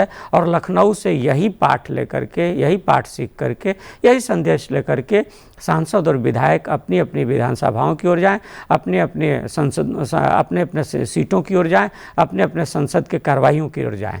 तो मुझे लगता है कि इस संदर्भ में भी देखा परखा जाना चाहिए। और चुनौती तो हमेशा रही है, चुनौती बनी रहेगी। कोई एक चुनौती खत्म होगी तो दूसरी चुनौती आएगी। असली बात यह है कि ट्रेनिंग कैसी है। जब व्यक्ति ट्रेंड होता है, शख्सियत अगर बड़ी होती है, उदार मना होती है, तो हर तरह की चुनौती से, उस समय के हिसाब से, उस परिस्थिति के हिसाब से पार पाने का रास्ता खोज ही लेती है। और ऐसे सम्मेलन इन चुनौतियों से पार पाने का रास्ता खोजने की एक तरह से कहें तो प्रशिक्षण की व्यवस्था करते हैं, प्रशिक्षित करते हैं। जी बिल्कुल। और अक्कू जी, जैसे हमने कहा कि सम्मेलन में बार बार सिटीजन सेंट्रिक लेजिस्लेचर की बात हो रही है, यानी कैसे आम नागरिकों को ज़्यादा से ज़्यादा विधायिका के करीब लाया जाए, जोड़ा जाए। लेकिन आम नागरिक के लिए विधानसभा या कहीं संसद की प्रक्रिया, क्या आप मान रहे हैं कि आज भी काफ़ी हद तक कॉम्प्लेक्स है और थोड़ा दूर की चीज़ लगती है? आपके अनुसार कि AIPOC में होने वाली चर्चाएं आम नागरिक तक पहुंचने की दिशा में कोई ठोस बदलाव ला सकती हैं, या ये जो विमर्श है वो संस्थानों की चार दीवारी तक ही सीमित ना रहे, बल्कि इस विमर्श के जो आउटकम्स हैं या इस विमर्श का जो मंथन है वो भी लोगों तक सीधे तौर पर पहुंचे? इसके लिए भी कुछ और कोशिशें हो सकती हैं? निश्चित रूप से इसके लिए कोशिश हो सकती है, और ये तो संभव नहीं हो सकता कि किसी भी विधानसभा या विधान परिषद या लोकसभा या राज्यसभा में पब्लिक का खुला प्रवेश किया जाए, और वो एक दर्शक दीर्घा तक ही संभव है उनका प्रवेश वहां पर। उनको तो जब तक आप पूरी विधानसभा में, जो अभी तक नहीं हो रहा है, जो सदन है हमारे लोकसभा, राज्यसभा या विधानसभा, विधान परिषद, उनकी कार्रवाइयों से ज्यादा अवगत कराने की कोशिश आम आदमी को टीवी के माध्यम से, अखबारों के माध्यम से की जानी चाहिए कि ये चर्चा हुई, इसमें ये बातें हुई, इस तरीके का काम किया गया। ये जब तक सदन के अधिकारी ये नहीं करेंगे, तब तक वो जो संबंधित नेता जो माना जाता है, जो उसने कहा है वही मान लिया जाएगा। ये हमारे सामने आज भी एक बड़ा संकट है, और उमेश जी भी काफी दिनों से कवर करते रहे हैं, मैंने भी कई जगह देखा है इसको। हमें अभी, क्योंकि AI के आने के बाद जो सबसे बड़ा राहत भरा कदम होगा वो यही होगा कि अगर विधानसभाओं के और राज्यसभा लोकसभाओं के जो कर्ता धर्ता हैं, उसको जितना से ज्यादा ऑनलाइन करेंगे और ऑनलाइन से प्रसारित करने की कोशिश की जाएगी, या अखबारों और मीडिया के माध्यम से प्रसारित करने की कोशिश की जाएगी। इसमें बहुत सारे सम्मेलन स्थानीय स्तर पर हो सकते हैं, राज्य स्तर पर हो सकते हैं, और लोगों को बताया जा सकता है कि आप क्या-क्या कर सकते हैं। तो मुझे लगता है बहुत सारा काम किया जा सकता है। लेकिन ये बहुत लंबा, बहुत दूर तक करने वाला काम है। 1 दिन या 2 दिन में या 1 बार या 2 बार में नहीं होने वाला है। एक सतत प्रक्रिया है, जिसको अगर आप करेंगे तो बहुत अच्छा होगा। अभी तो मुझे लगता है पूरे देश में हर जिले में भी ई विधानसभा के बारे में जानने वाले 100-200 ही लोग मिलेंगे। तो लोगों की बात कर रहा हूँ मैं, प्रतिनिधियों की बात नहीं कर रहा हूँ मैं। तो वो उनको कैसे बताया जाए, उनको कैसे समझाया जाए कि ये कर सकते हैं आप। और दूसरा ये भी होना चाहिए कि एआई के माध्यम से कि उनके इलाकों की क्या समस्याएँ हैं, वो जो तकनीकी है उसके एआई तकनीकी के माध्यम से उनको वो इंगित करें अपने विधानसभा सदस्यों और लोकसभा सदस्यों के लिए, ताकि उन पर भी एक दबाव पड़ सके कि ये समस्याएं हैं, तो उनको ठीक किया जाना चाहिए। ये वाइस वर्सा जब तक बढ़ाया नहीं जाएगा, तब तक एक गैप बना रहेगा। और मुझे लगता है कि इस बातचीत के बाद से ये काम काफी आगे किया जा सकता है, और आज नहीं तो कल किया जाना चाहिए कि उसमें नागरिकों की भागीदारी भी इनके जो तकनीकी औजार हैं, टूल हैं, उनमें की जाए, ताकि लोगों तक बातचीत पहुंच सके, नेताओं तक बातचीत पहुंच सके, और वो अगर स्किप करना चाहें तो स्किप भी नहीं कर सके। ये भी जवाबदेही का एक बड़ा भारी तरीका हो सकता है। मेरे ख्याल से थोड़ा ये नया है, लेकिन अगर हम ये कोशिश करेंगे और हमारे कर्ता धर्ता ये कोशिश करेंगे, तो निश्चित रूप से ना आप क्वालिटी वाइज और क्वांटम वाइज बहुत बड़ा सुधार आप देख सकते हैं संसदीय प्रक्रिया में, जो अपने आप में बहुत महत्वपूर्ण होगा। और जो जवाबदेही का मामला है वो और समृद्ध होगा और बड़ा होगा। ठीक है उमेश जी, जो एआईपीओसी है वो सिर्फ एक तरह से राजनीतिक प्रतिनिधि नहीं है। हम इसको देखें समझे तो अलग अलग विधानसभाओं के जो इंस्टीट्यूशनल अनुभव हैं वो इसके ज़रिए सामने आते हैं। तो क्या इसे एक तरह से हम ऐसे देखें समझे कि राज्यों के बीच जो बेस्ट प्रैक्टिसेस हैं, एक राज्य कुछ किसी मायने में अच्छा कर रहा है, दूसरा राज्य किसी और तरह से अच्छा कर रहा है, उसके लिए एक इफेक्टिव प्लेटफॉर्म बन सकता है, जो कि अभी हम उतने स्तर पर नहीं देख रहे हैं। लेकिन ये बेस्ट प्रैक्टिसेस अगर अलग राज्यों के सामने आए, क्योंकि जब हम कॉमनवेल्थ जैसे मैंने बात किया, वहाँ तो हम अलग अलग देशों से सीखते हैं, लेकिन यहाँ क्या राज्यों के बीच बेस्ट प्रैक्टिसेस को साझा किया जा सकता है, उन्हें अपनाया जा सकता है, या फिर हर राज्य अपनी कहीं ना कहीं राजनीतिक और प्रशासनिक सीमाओं में ही बंधा रह जाता है? नहीं, ऐसा नहीं है। वो तो जो बेस्ट प्रैक्टिसेस हैं, जो अच्छी चीज़ें हैं हर राज्य की, यहाँ चूँकि ये बड़ा मंच है तो ये तो साझा होती ही हैं और होनी भी चाहिए। और शायद यही वजह है कि जब व्यापक फलक पर चर्चा होती है तो किसी खास राज्य की कोई अच्छी चीज़, अच्छी परंपरा होती है तो दूसरे राज्य भी उसको स्वीकार करते हैं और की चर्चा करते हैं, उसकी प्रशंसा करते हैं। और देखिए कि माइन्यूटली तो जो चर्चाएं होती हैं तो उसमें इन सब विषयों पर तो बहुत ज़्यादा होती ही है। जो भारत का जो लोकतंत्र है, ख़ासतौर पर जनता की भागीदारी का लोकतंत्र है, उसमें इस बात पर तो एकता है ही कि पूरी जो जनता है, हमारे पूरे देश की जनता है, पूरे इलाके की जनता है, चाहे राज्यों में अपने अलग अलग भले ही पॉकेट बने हों, कोई राज्य छोटा है, कोई बहुत बड़ा है, लेकिन एक चीज़ तो कॉमन है। वो कॉमन ये है कि जब जनता को मौका मिलता है तो अपने गुस्से का इजहार वो अराजकता की बजाय, जैसे कई पश्चिमी देशों में भी दिखा है और हाल में आप देखेंगे कि श्रीलंका में भी दिखा था, उस तरह से ना होकर के अपने वोट की ताकत के जरिए होता है। और वोट की इस ताकत को अब विधानसभाएं भी जानती हैं, विधानसभा के पीठासीन अधिकारी भी जानते हैं, संसद भी जानती है, संसद के पीठासीन अधिकारी भी जानते हैं। असली चीज़ यही है कि जनता की भागीदारी बढ़े और जनता को प्रशिक्षित किया जा सके। और जो अच्छी प्रैक्टिसेस हैं वो उनके जरिए ही उनको लागू किया जा सकता है। विधानसभा की या संसद की एक सीमा होती है, लेकिन जनता जब तक ये नहीं जानेगी कि विधानसभा में उसके प्रतिनिधि ने किस तरह से बात की या उसके प्रतिनिधि किस तरह से किस समस्या के हल की संभावना या तलाश रहे हैं, तो तब तक वो जनता की भी राय अपनी विधानसभा या अपने विधायक के प्रति एक खास तरह से पॉजिटिव सकारात्मक नहीं हो सकती है। तो जो अच्छी चीज़ें हैं उन सब चीज़ों का तो ऐसे मंचों पर प्रचार होता ही है, एक दूसरे से आदान प्रदान भी होता है और एक दूसरे से सीखने की कोशिश भी होती है।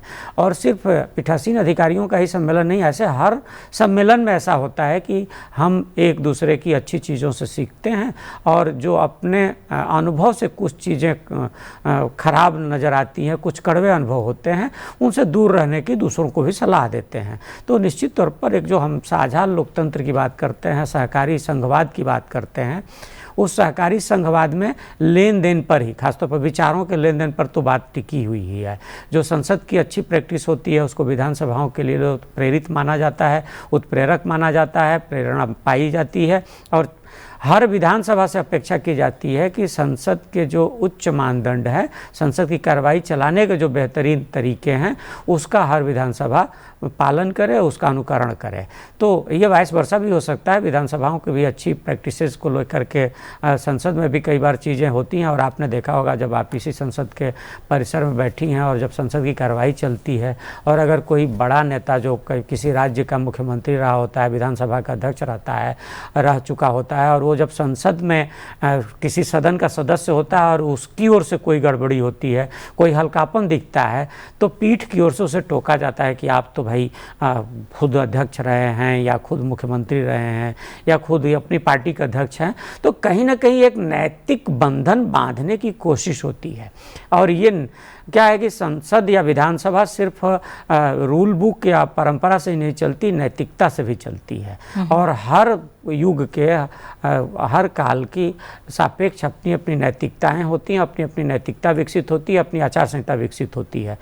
ऐसे सम्मेलन जो पीठासीन अधिकारियों का जो लखनऊ में चल रहा है, ये सम्मेलन इन नैतिकताओं को एक दूसरे तक पहुंचाने का जरिया भी होते हैं, एक बेस्ट प्रैक्टिस को एक दूसरे तक साझा करने का भी जरिया होते हैं। मुझे लगता है कि इस बार भी ऐसा होगा और खूब होगा।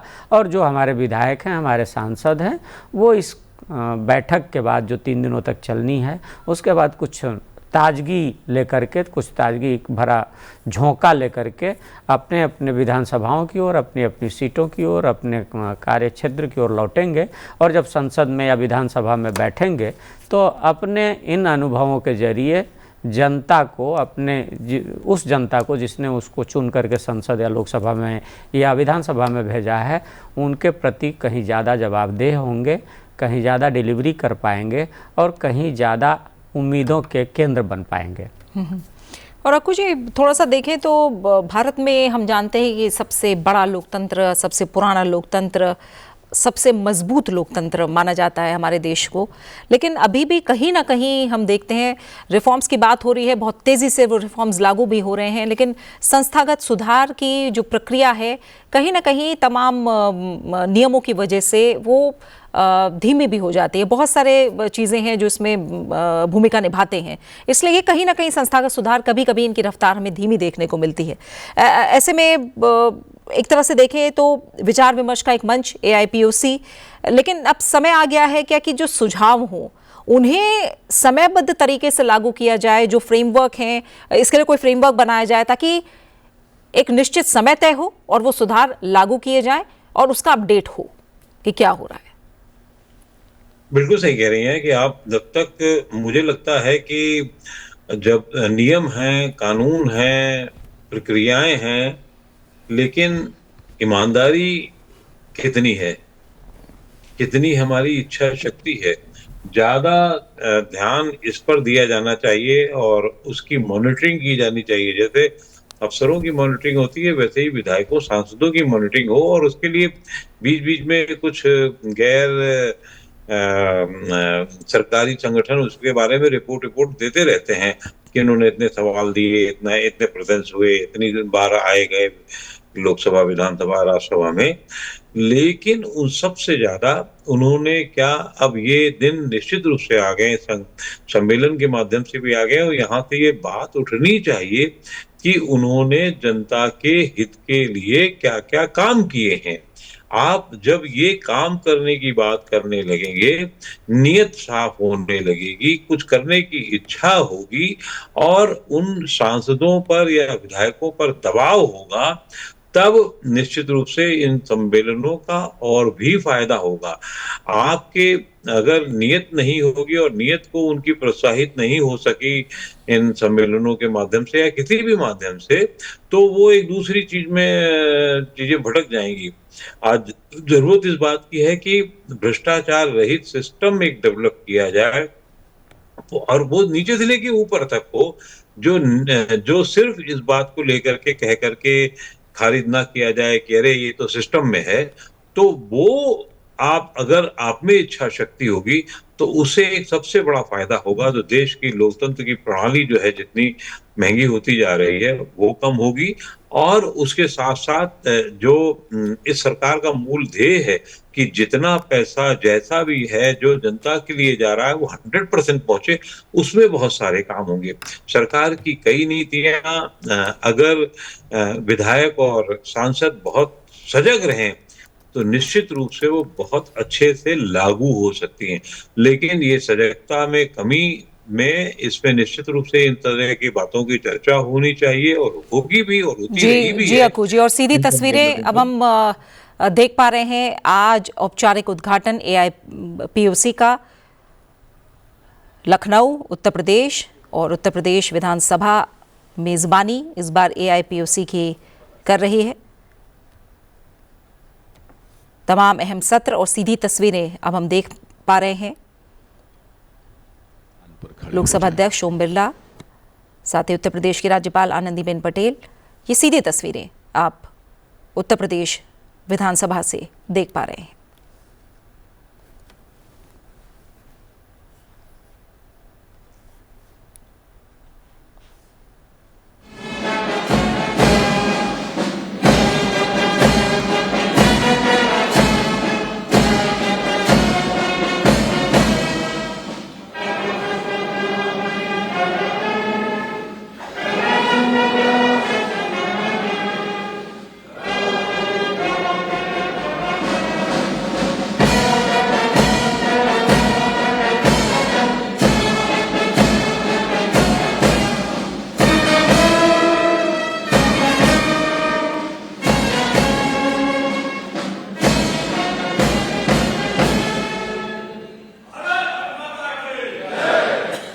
भारत माता की।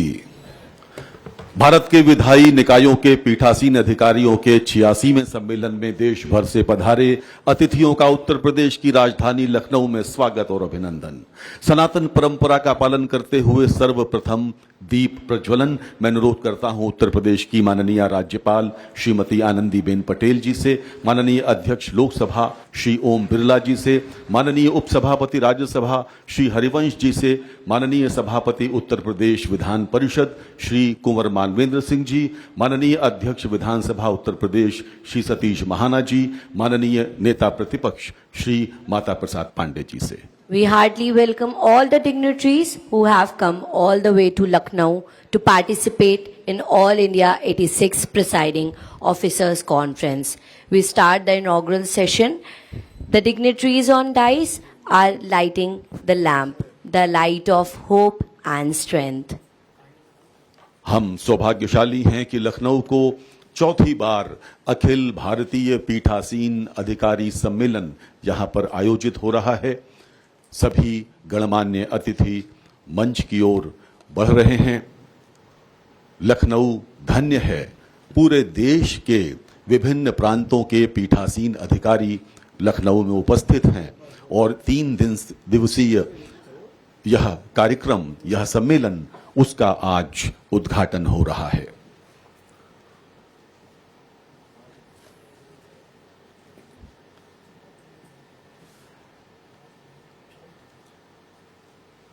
माननीय राज्यपाल महोदया, माननीय अध्यक्ष लोकसभा, माननीय उपसभापति राज्यसभा, माननीय अध्यक्ष विधानसभा उत्तर प्रदेश, माननीय नेता प्रतिपक्ष उत्तर प्रदेश श्री कुंवर मानवेंद्र सिंह जी, माननीय सभापति विधान परिषद। सबसे पहले मैं अनुरोध करूंगा माननीय अध्यक्ष विधानसभा श्री सतीश महाना जी से कृपया माननीय राज्यपाल महोदया का अभिनंदन करें, उनका सत्कार करें। स्नेह और आदर के प्रतीक पुष्प, अंग वस्त्रम,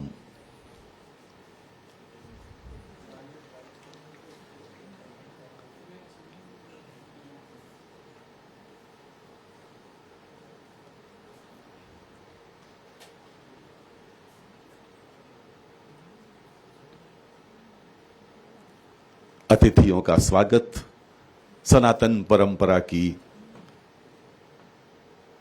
विशेषता है मित्रों। और ये श्री राम दरबार, रजत निर्मित श्री राम दरबार, भगवान श्री राम की कृपा सब पर बनी रहे। मैं पुनः अनुरोध करूंगा माननीय अध्यक्ष विधानसभा उत्तर प्रदेश श्री सतीश महाना जी से कृपया माननीय अध्यक्ष लोकसभा श्री ओम बिरला जी का स्वागत करें, उनका अभिनंदन करें।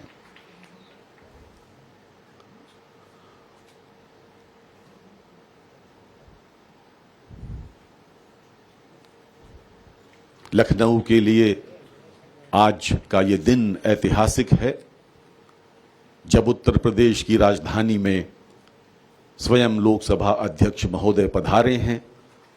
हम सब गर्वित और गौरवान्वित हैं। अब मैं अनुरोध करूंगा माननीय सभापति उत्तर प्रदेश विधान परिषद श्री कुंवर मानवेंद्र सिंह जी से कृपया माननीय उपसभापति राज्यसभा श्री हरिवंश जी का सत्कार करें।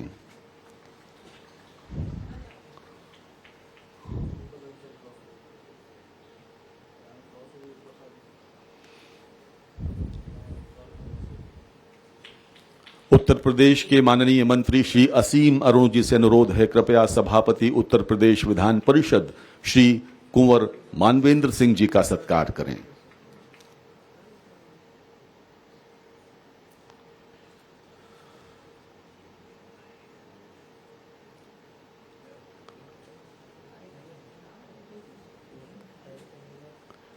श्री राम दरबार आदरणीय हरिवंश जी को भेंट करते हुए श्री कुंवर मानवेंद्र सिंह जी,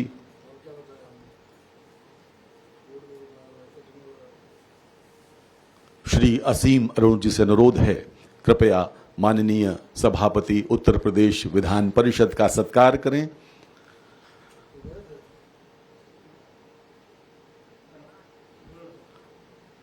सुश्री आराधना मिश्रा मोना, नेता कांग्रेस विधानमंडल दल उत्तर प्रदेश से आग्रह है कि कृपया माननीय अध्यक्ष विधानसभा श्री सतीश महाना जी का अभिनंदन करने के लिए आगे आएं।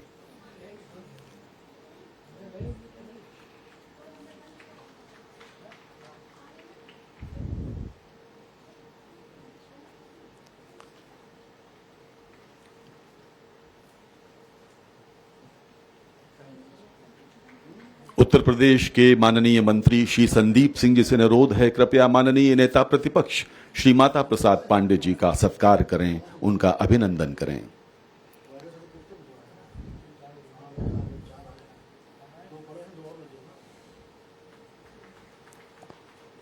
बहुत बहुत धन्यवाद। और अब मैं अनुरोध करूंगा माननीय लोकसभा अध्यक्ष श्री ओम बिरला जी से कृपया आरंभिक उद्बोधन करें।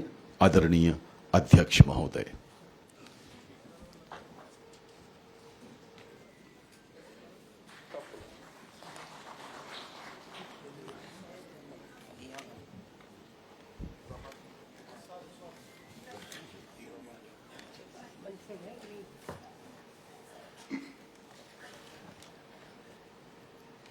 आज उत्तर प्रदेश के लिए गौरव की बात है। उत्तर प्रदेश को अखिल भारतीय पीठासीन अधिकारी सम्मेलन को होस्ट करने का अवसर मिला। मैं आज इस अवसर पर इस कार्यक्रम में उपस्थित हम सबकी संरक्षक, जिनके दिशा निर्देशन में उत्तर प्रदेश की सरकार चलती है और जिनकी सरकार के हम सब लोग विधायक हैं, ऐसी महामहिम आदरणीय राज्यपाल बहन आनंदीबेन जी पटेल को मैं स्वागत करता हूँ, अभिनंदन करता हूँ। आज इस कार्यक्रम में उपस्थित देश में एक नया कीर्तिमान स्थापित करने के लिए पूरी दुनिया के कॉमनवेल्थ पार्लियामेंट्री कंट्रीज के अंतर्गत जिनका एक सम्मान के साथ नाम लिया जाता है, जो इनोवेशंस के नाते से अपनी पहचान देश में नहीं दुनिया में बनाई है, जिनका संरक्षण, स्नेह और सहयोग और आशीर्वाद मुझे मिलता है। आज इस कार्यक्रम में उपस्थित माननीय लोकसभा अध्यक्ष आदरणीय श्री ओम बिरला जी का मैं हार्दिक स्वागत और अभिनंदन करता हूं।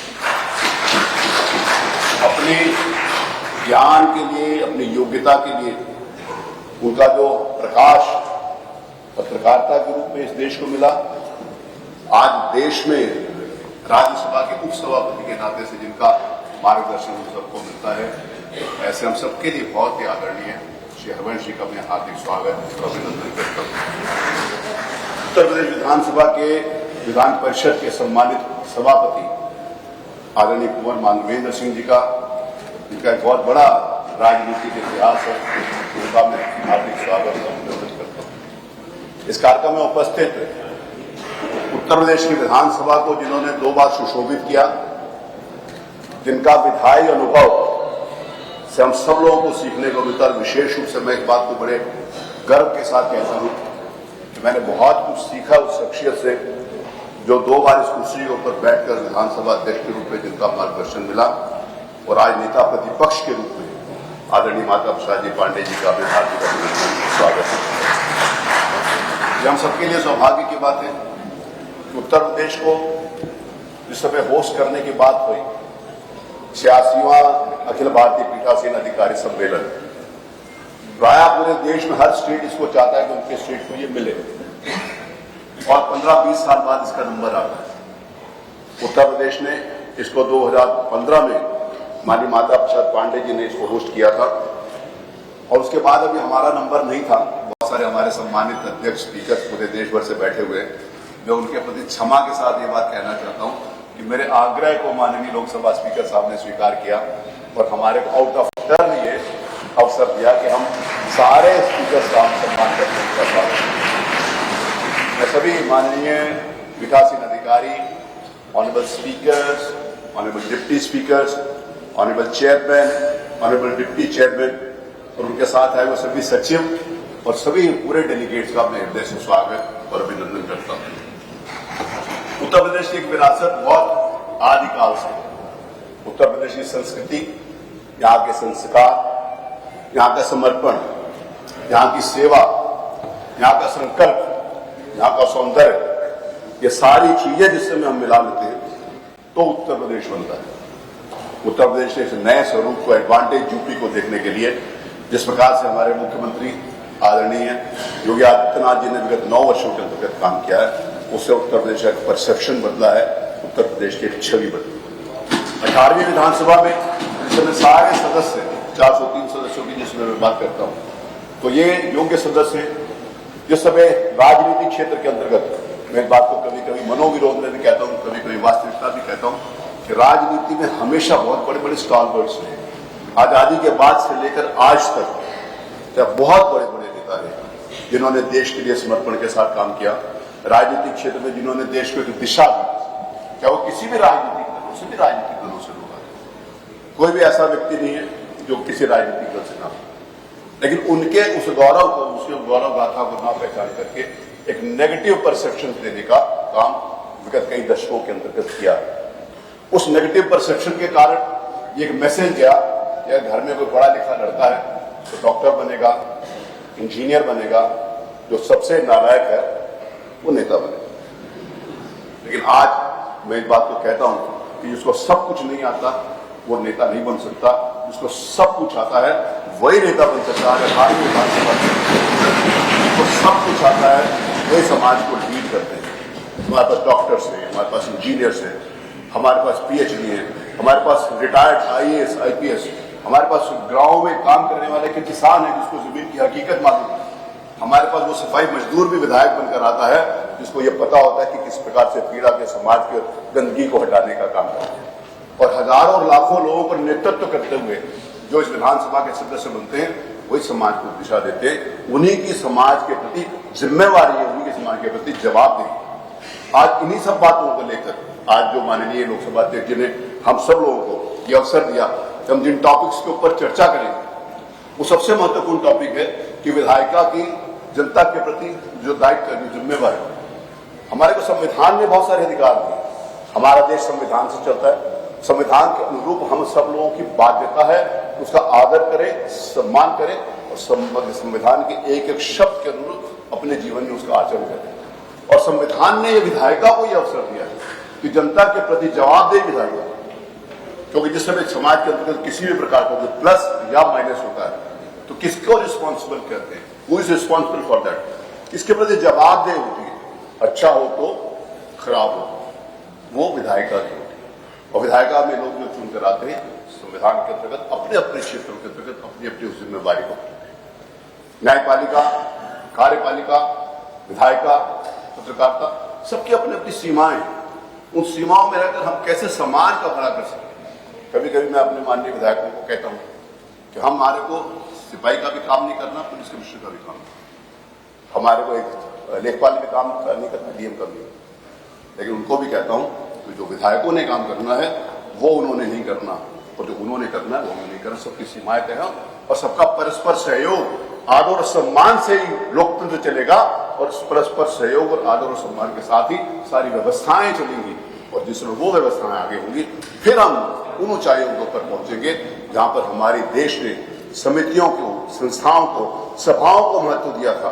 क्योंकि हमारा देश लोकतंत्र की सबसे पुराने देशों के अंतर्गत है। हमारी जो संरचना है लोकतंत्र की वो सब उसके हिसाब से उसके ऊपर समय से जिसमें 3 दिन इस तरह चर्चा होगी उसके ऊपर विस्तार से अवसर मेरे को माननीय लोकसभा अध्यक्ष जी देंगे तो सुबह उसके ऊपर विस्तार से चर्चा करूंगा। लेकिन ये सारे 3 महत्वपूर्ण हैं कि हमारी जनता के प्रति जवाबदेही है और हमारे सदन के अंतर्गत हम कैसे प्रभावी ढंग से अपनी बात कर सकते हैं जिसमें उस व्यवस्थाओं को पूरा कर सकते हैं। अपनी कॉन्स्टिट्यूएंसी की जिम्मेवारी हमारी है, अपने क्षेत्र, अपने शहर की जिम्मेवारी हमारी है, अपने प्रदेश की जिम्मेवारी हमारी है। और अगर देश में कुछ होता है उसमें भी हम गिलहरी के तरीके से अपना योगदान देते हैं, क्योंकि हर स्टेट का अपना अपना महत्व है। सब स्टेट्स अपने अपने हिसाब से जिस समय देश बनता है तो सबको मिलाकर बनता है, और जिस समय सबको मिलाकर बनता है तब हम प्रगति की ओर बढ़ते हैं। और जब हम प्रगति की ओर बढ़ते हैं फिर पुनः हम उस विश्व गुरु के स्थान को स्थापित होंगे जो आज की व्यवस्था है, जो आज की लेजिस्लेशन है, जो आज का काम करने वाला है। इसीलिए हमने दूसरा टॉपिक इसको लिया, कैसे प्रभावी ढंग से हम बात कर सकते। और आज जिसमें डिजिटलाइजेशन का नया युग है, उस डिजिटलाइजेशन के नए युग के अंतर्गत हम उस टेक्नोलॉजी को कैसे जनता के हित में इस्तेमाल कर सकते हैं, उसके ऊपर भी बहुत सारे विस्तार से चर्चा होगी। उसमें प्लस और माइनस सारी बातें हो सकती है, लेकिन उसमें हम कैसे उसकी चर्चा करेंगे, ये 3 महत्वपूर्ण विषयों के ऊपर अगले 3 दिन इस उत्तर प्रदेश के विधानमंडल के अंतर्गत जो देश की सबसे बड़ी विधानसभा है इसकी चर्चा होगी। और इसकी गूंज उत्तर प्रदेश से निकलकर देश के सभी विधानसभाओं में जाएगी, ऐसा मुझे विश्वास है। और ऐसा हम सब लोग मिलकर सारे सभापति सारे तैयार होंगे। आज इस अवसर पर मैंने कहा मेरा अवसर आएगा तो मैं अपनी बात कहूँगा। सिर्फ एक सूचना देकर मैं माननीय अध्यक्ष जी ने मुझे जो निर्देश दिया उसके अनुरूप मैं अपनी बात करूँगा। इसके बाद हमारे जितने भी माननीय सदस्य हैं, हमने लाइट एंड साउंड शो रखा है विधानसभा का एक नया स्वरूप बाहर करने के लिए। कार्यक्रम के बाद सभी सम्मानित सदस्य जो लोग यहाँ पर बैठे सब लोग उस लाइट एंड साउंड शो के लिए चलेंगे। आमंत्रित है कि मैं पहले बता दूं, क्योंकि जाने के समय होता है कि सुनते नहीं आखिरी बार इन्फॉर्मेशन क्या है, भोजन के अलावा भोजन भी है। तो मैं आज इस अवसर पर माननीय अध्यक्ष लोकसभा जी की अनुमति से माननीय प्रधानमंत्री जी ने एक संदेश भेजा है हमारे इस बैठक के लिए, मैं उसको माननीय राज्यपाल जी की अनुमति से और माननीय अध्यक्ष जी की अनुमति से उसको पढ़ूंगा। It is heartening to learn about the organization of 86th All India Presiding Officers Conference AIPOC at Lucknow from 19th to 21st January 2026. What is particularly pleasing to note is that this national conference follows the conclusions of 28th Conference of Speakers and Presiding Officers of Commonwealth hosted by our Parliament. Since its inception in Simla in 1921, AIPOC has truly come a long way. Having addressed AIPOC sessions earlier, my mind immediately tracks back to my participation at the Centenarian Conference, also held in Shimla in 2021. Debates and discussions are an important point of democracy, promoting transparency, fairness, and respect for differing viewpoints and criticism with dignity. In this context, speakers and presiding officers play a crucial role in ensuring the smooth, impartial, and orderly function of legislative bodies. By facilitating effective transactions of business, by maintaining decorum and decency on the floor of the House, and adhering to legislative rules and procedures. By presiding over debates, giving members an opportunity to speak, deciding points of order and overseeing voting, they act as neutral authorities of party politics, uphold the dignity of the House and safeguard the integrity of the democratic process. The conference provides an effective platform to the presiding officers of our Parliament and legislatures of state and union territories from across the nation to share their perspectives and experiences in following legislative practices and upholding constitutional values. It also provides them an opportunity to share their concerns, best practices, and initiatives to further enhance legislative efficiency and democratic process. The themes selected for this conference are timely, relevant, and people-centric. In today's digital age, technology is a proven force multiplier. It continues to be a relevant in strengthening transparency, efficiency, and citizen-centric legislative process. And it is in optimizing the capacity of legislators and in making our legislatures and elected representatives more accountable and accessible to the citizens. Respectively, more accountable and accessible to the citizens. May the deliberation of this conference further boost the effectiveness and efficiency of the presiding officers in raising the quality of debates and discussions in the House. Through the Speaker of Lok Sabha and Chairman of AIPOC, Shri Om Birla Ji, I extend my best wishes to all the speakers and presiding officers across the country. Thank you. Jai Hind. माननीय प्रधानमंत्री जी का ये संदेश जो AIPOC को मिला, मैंने माननीय लोकसभा अध्यक्ष जी के अनुमति से उसको पढ़ा है। मैं इस AIPOC में आए हुए सभी सम्मानित पीठासीन अधिकारी, मेरा प्रयास है कि आपके यहाँ पर स्टे कंफर्टेबल हो और पर्पसफुल भी हो, अर्थपूर्ण हो।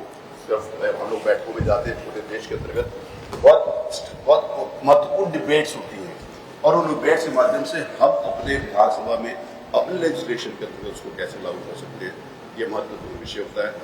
मैं सभी माननीय हमारे जो अतिथिगण विभिन्न कैपेसिटीज के अंतर्गत जो यहाँ पर उपस्थित है, honourable speaker, honourable deputy speaker, honourable chairman, honourable deputy chairman, हमारे सेक्रेटरीज और उनके साथ आए हुए सभी सम्मानित बंधुओं का मैं हृदय से स्वागत करता हूँ। उनको एश्योर करता हूँ कि ये हमारी मीटिंग पर्पसफुल होगी और अगर किसी भी प्रकार की कोई कमी किसी को लगे तो उसके लिए मैं जिम्मेवार हूँगा। मेरे को डायरेक्ट 24/7 कोई भी कॉल कर सकता है।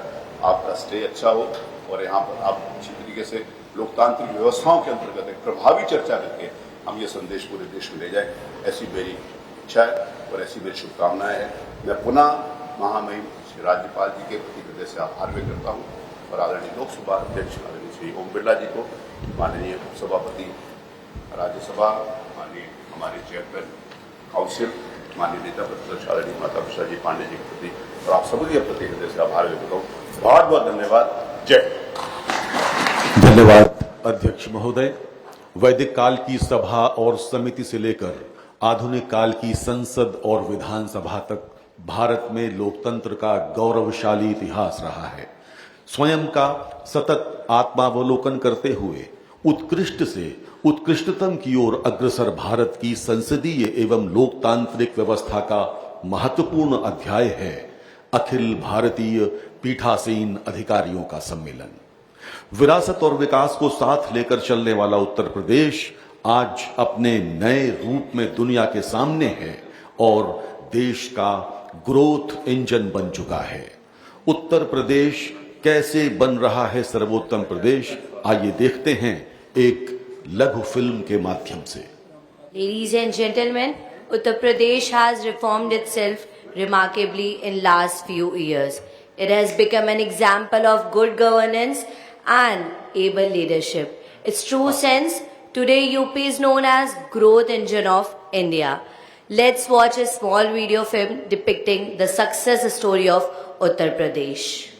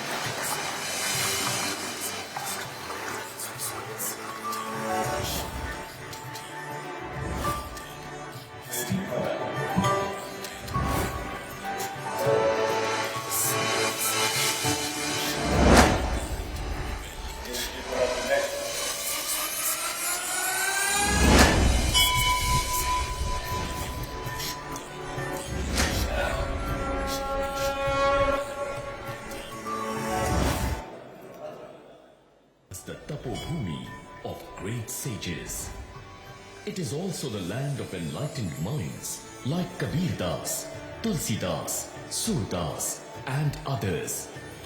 As knowledge and wisdom lit the soul of the nation, sacrifice and bravery rose to defend its freedom. From the first war of independence in 1857, through the long years of resistance against the British rule, Uttar Pradesh bore witness to revolutionaries like Rani Lakshmibai, Mangal Pandey, Nana Sahib Peshwa, Ram Prasad Bismil, Chandrasekhar Azad, Rajendranath Lahiri, and Ashfaq Ullah Khan.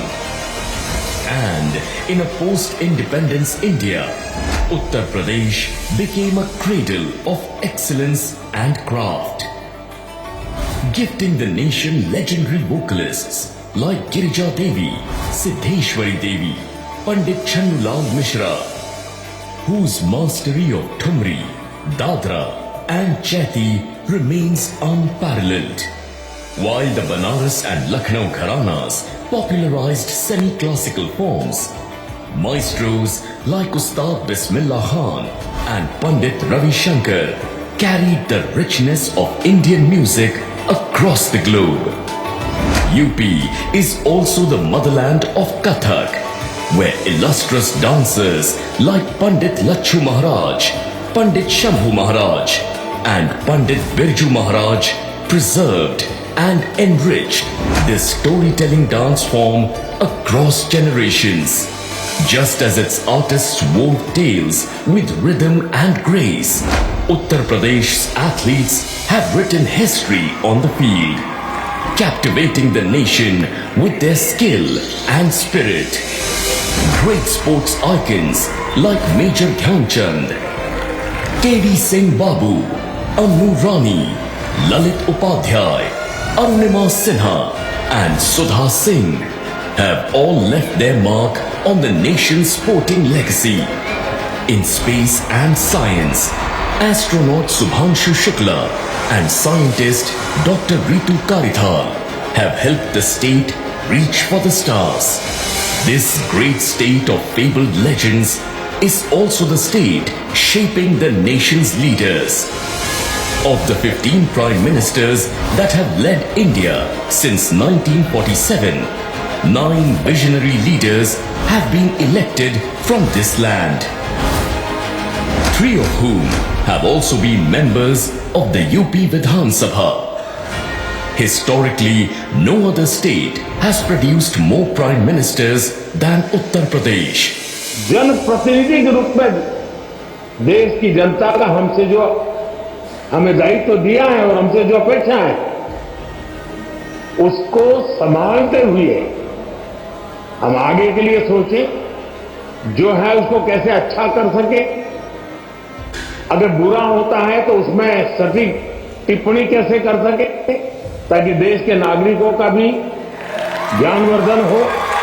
At the heart of this journey stands the Uttar Pradesh Vidhan Sabha, the temple of democracy, continually shaping governance and upholding democratic ideals. Throughout its history, stalwarts like Rajarshi Purushottam Das Tandon, Atmaram Govind Kher, Banarasi Das, Keshrinath Tripathi, and Mata Prasad Pandey guided the assembly with wisdom, integrity, and vision. Values which continue to guide the functioning of this house under the able leadership of the present Speaker of the UP Legislative Assembly, Satish Mahana. We the people of India, हम भारत के लोग, और हम भारत के लोगों को represent करने वाले वहाँ बैठते हैं।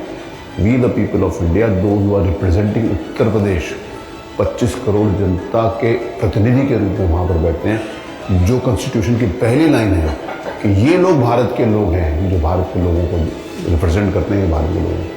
तो ये इन भारत के लोगों की बात आवाज़ मजबूत हो, ये भारत के लोग अपना आचरण, व्यवहार, कमिटमेंट, सेवा, संस्कार जनता के प्रति, जनता की अपेक्षाओं के प्रति खरे उतरें। ये मेरा महत्व की बात थी। कौन कितने दिन बैठा है ये महत्वपूर्ण नहीं है, कौन कैसे बैठा है ये महत्वपूर्ण है। Landmark initiatives reflect this commitment. the 36-hour non-stop session on Mahatma Gandhi's 150th birth anniversary focused on the United Nations Sustainable Development Goals. The 24-hour monsoon session on Vikasit Bharat and Vikasit Uttar Pradesh Vision 2047. Leadership here is measured not in moments but in commitment, and democracy works best when power is balanced by reflection. Alongside the Vidhan Sabha, the Vidhan Parishad plays this vital role. As one of 6 states with a bicameral legislature, Uttar Pradesh has, since 1937, ensured that governance is deliberated, not rushed. With a legislative legacy of over 135 years, the Uttar Pradesh Vidhan Sabha stands as India's largest state legislature. From 228 members in 1937 to 403 members today, constituted 18 times in its history, this house has grown with the people it serves. As the birthplace of vision and policy, the Vidhan Sabha does not end within these walls. Its principles ripple outward, igniting progress across Uttar Pradesh. From leaders like Pandit Govind Ballabh Pant, Uttar Pradesh's first Chief Minister, and Sucheta Kriplani, a fearless freedom fighter and India's first woman Chief Minister, to the visionary Chief Minister Yogi Adityanath, the growth story continues. आज देश का कुल mobile phone का जो भी production होता है वो यूपी के अंदर बन रहा है। 55% यूपी के अंदर बन रहा है। जितने भी इलेक्ट्रॉनिक कंपोनेंट बन रहे हैं उसका 60% यूपी के अंदर बन रहा है। और आज यूपी के अंदर ईज ऑफ डूइंग बिजनेस में देश के अंदर यूपी टॉप अचीवर स्टेट के रूप में अब यूपी जाना जाता है। ये है यूपी की नई पहचान। Today, Uttar Pradesh keeps strengthening governance, reviving cultural pride, and reaffirming its role as a guiding force in India's journey. From airports, expressways, metro network, rapid rail, inland waterways, industries, data centers, AI revolution, defense corridor, to electronics, semiconductors, robotics, mobile manufacturing, a modern Uttar Pradesh shines, while the ODOP initiative ensures traditional artisans reach global markets. Every district now has a medical college, with aims in Gorakhpur and Raebareli. Just as a firm stance on law and order with zero tolerance to crime has made the state a preferred destination for investment. Further, Uttar Pradesh leads in sugarcane, sugar, ethanol, milk, mango, food grain and amla production, underscoring the strength of its economy. Racing forward while continuing to celebrate its roots, Uttar Pradesh welcomed more than 137 crore tourists in 2025 till the month of September, emerging as a global center of spiritual, cultural and heritage tourism. From the Mahakumbh in Prayagraj to Kalki Dham in Sambhal and Gorakhnath Temple, Gorakhpur. From the eternal city Kashi to the Taj Mahal, the seventh wonder of the world. From the divine Deepotsav of Ayodhya to the celestial Dev Deepavali of Kashi and the vibrant Rangotsav of Mathura. This is the land where legacy lights the path for a glorious future. In Uttar Pradesh, the custodians of India's democracy now gather. The 86th All India Presiding Officers Conference and the 62nd Conference of Secretaries stand as a bridge between heritage and governance, where dialogue becomes law and democracy continues to evolve.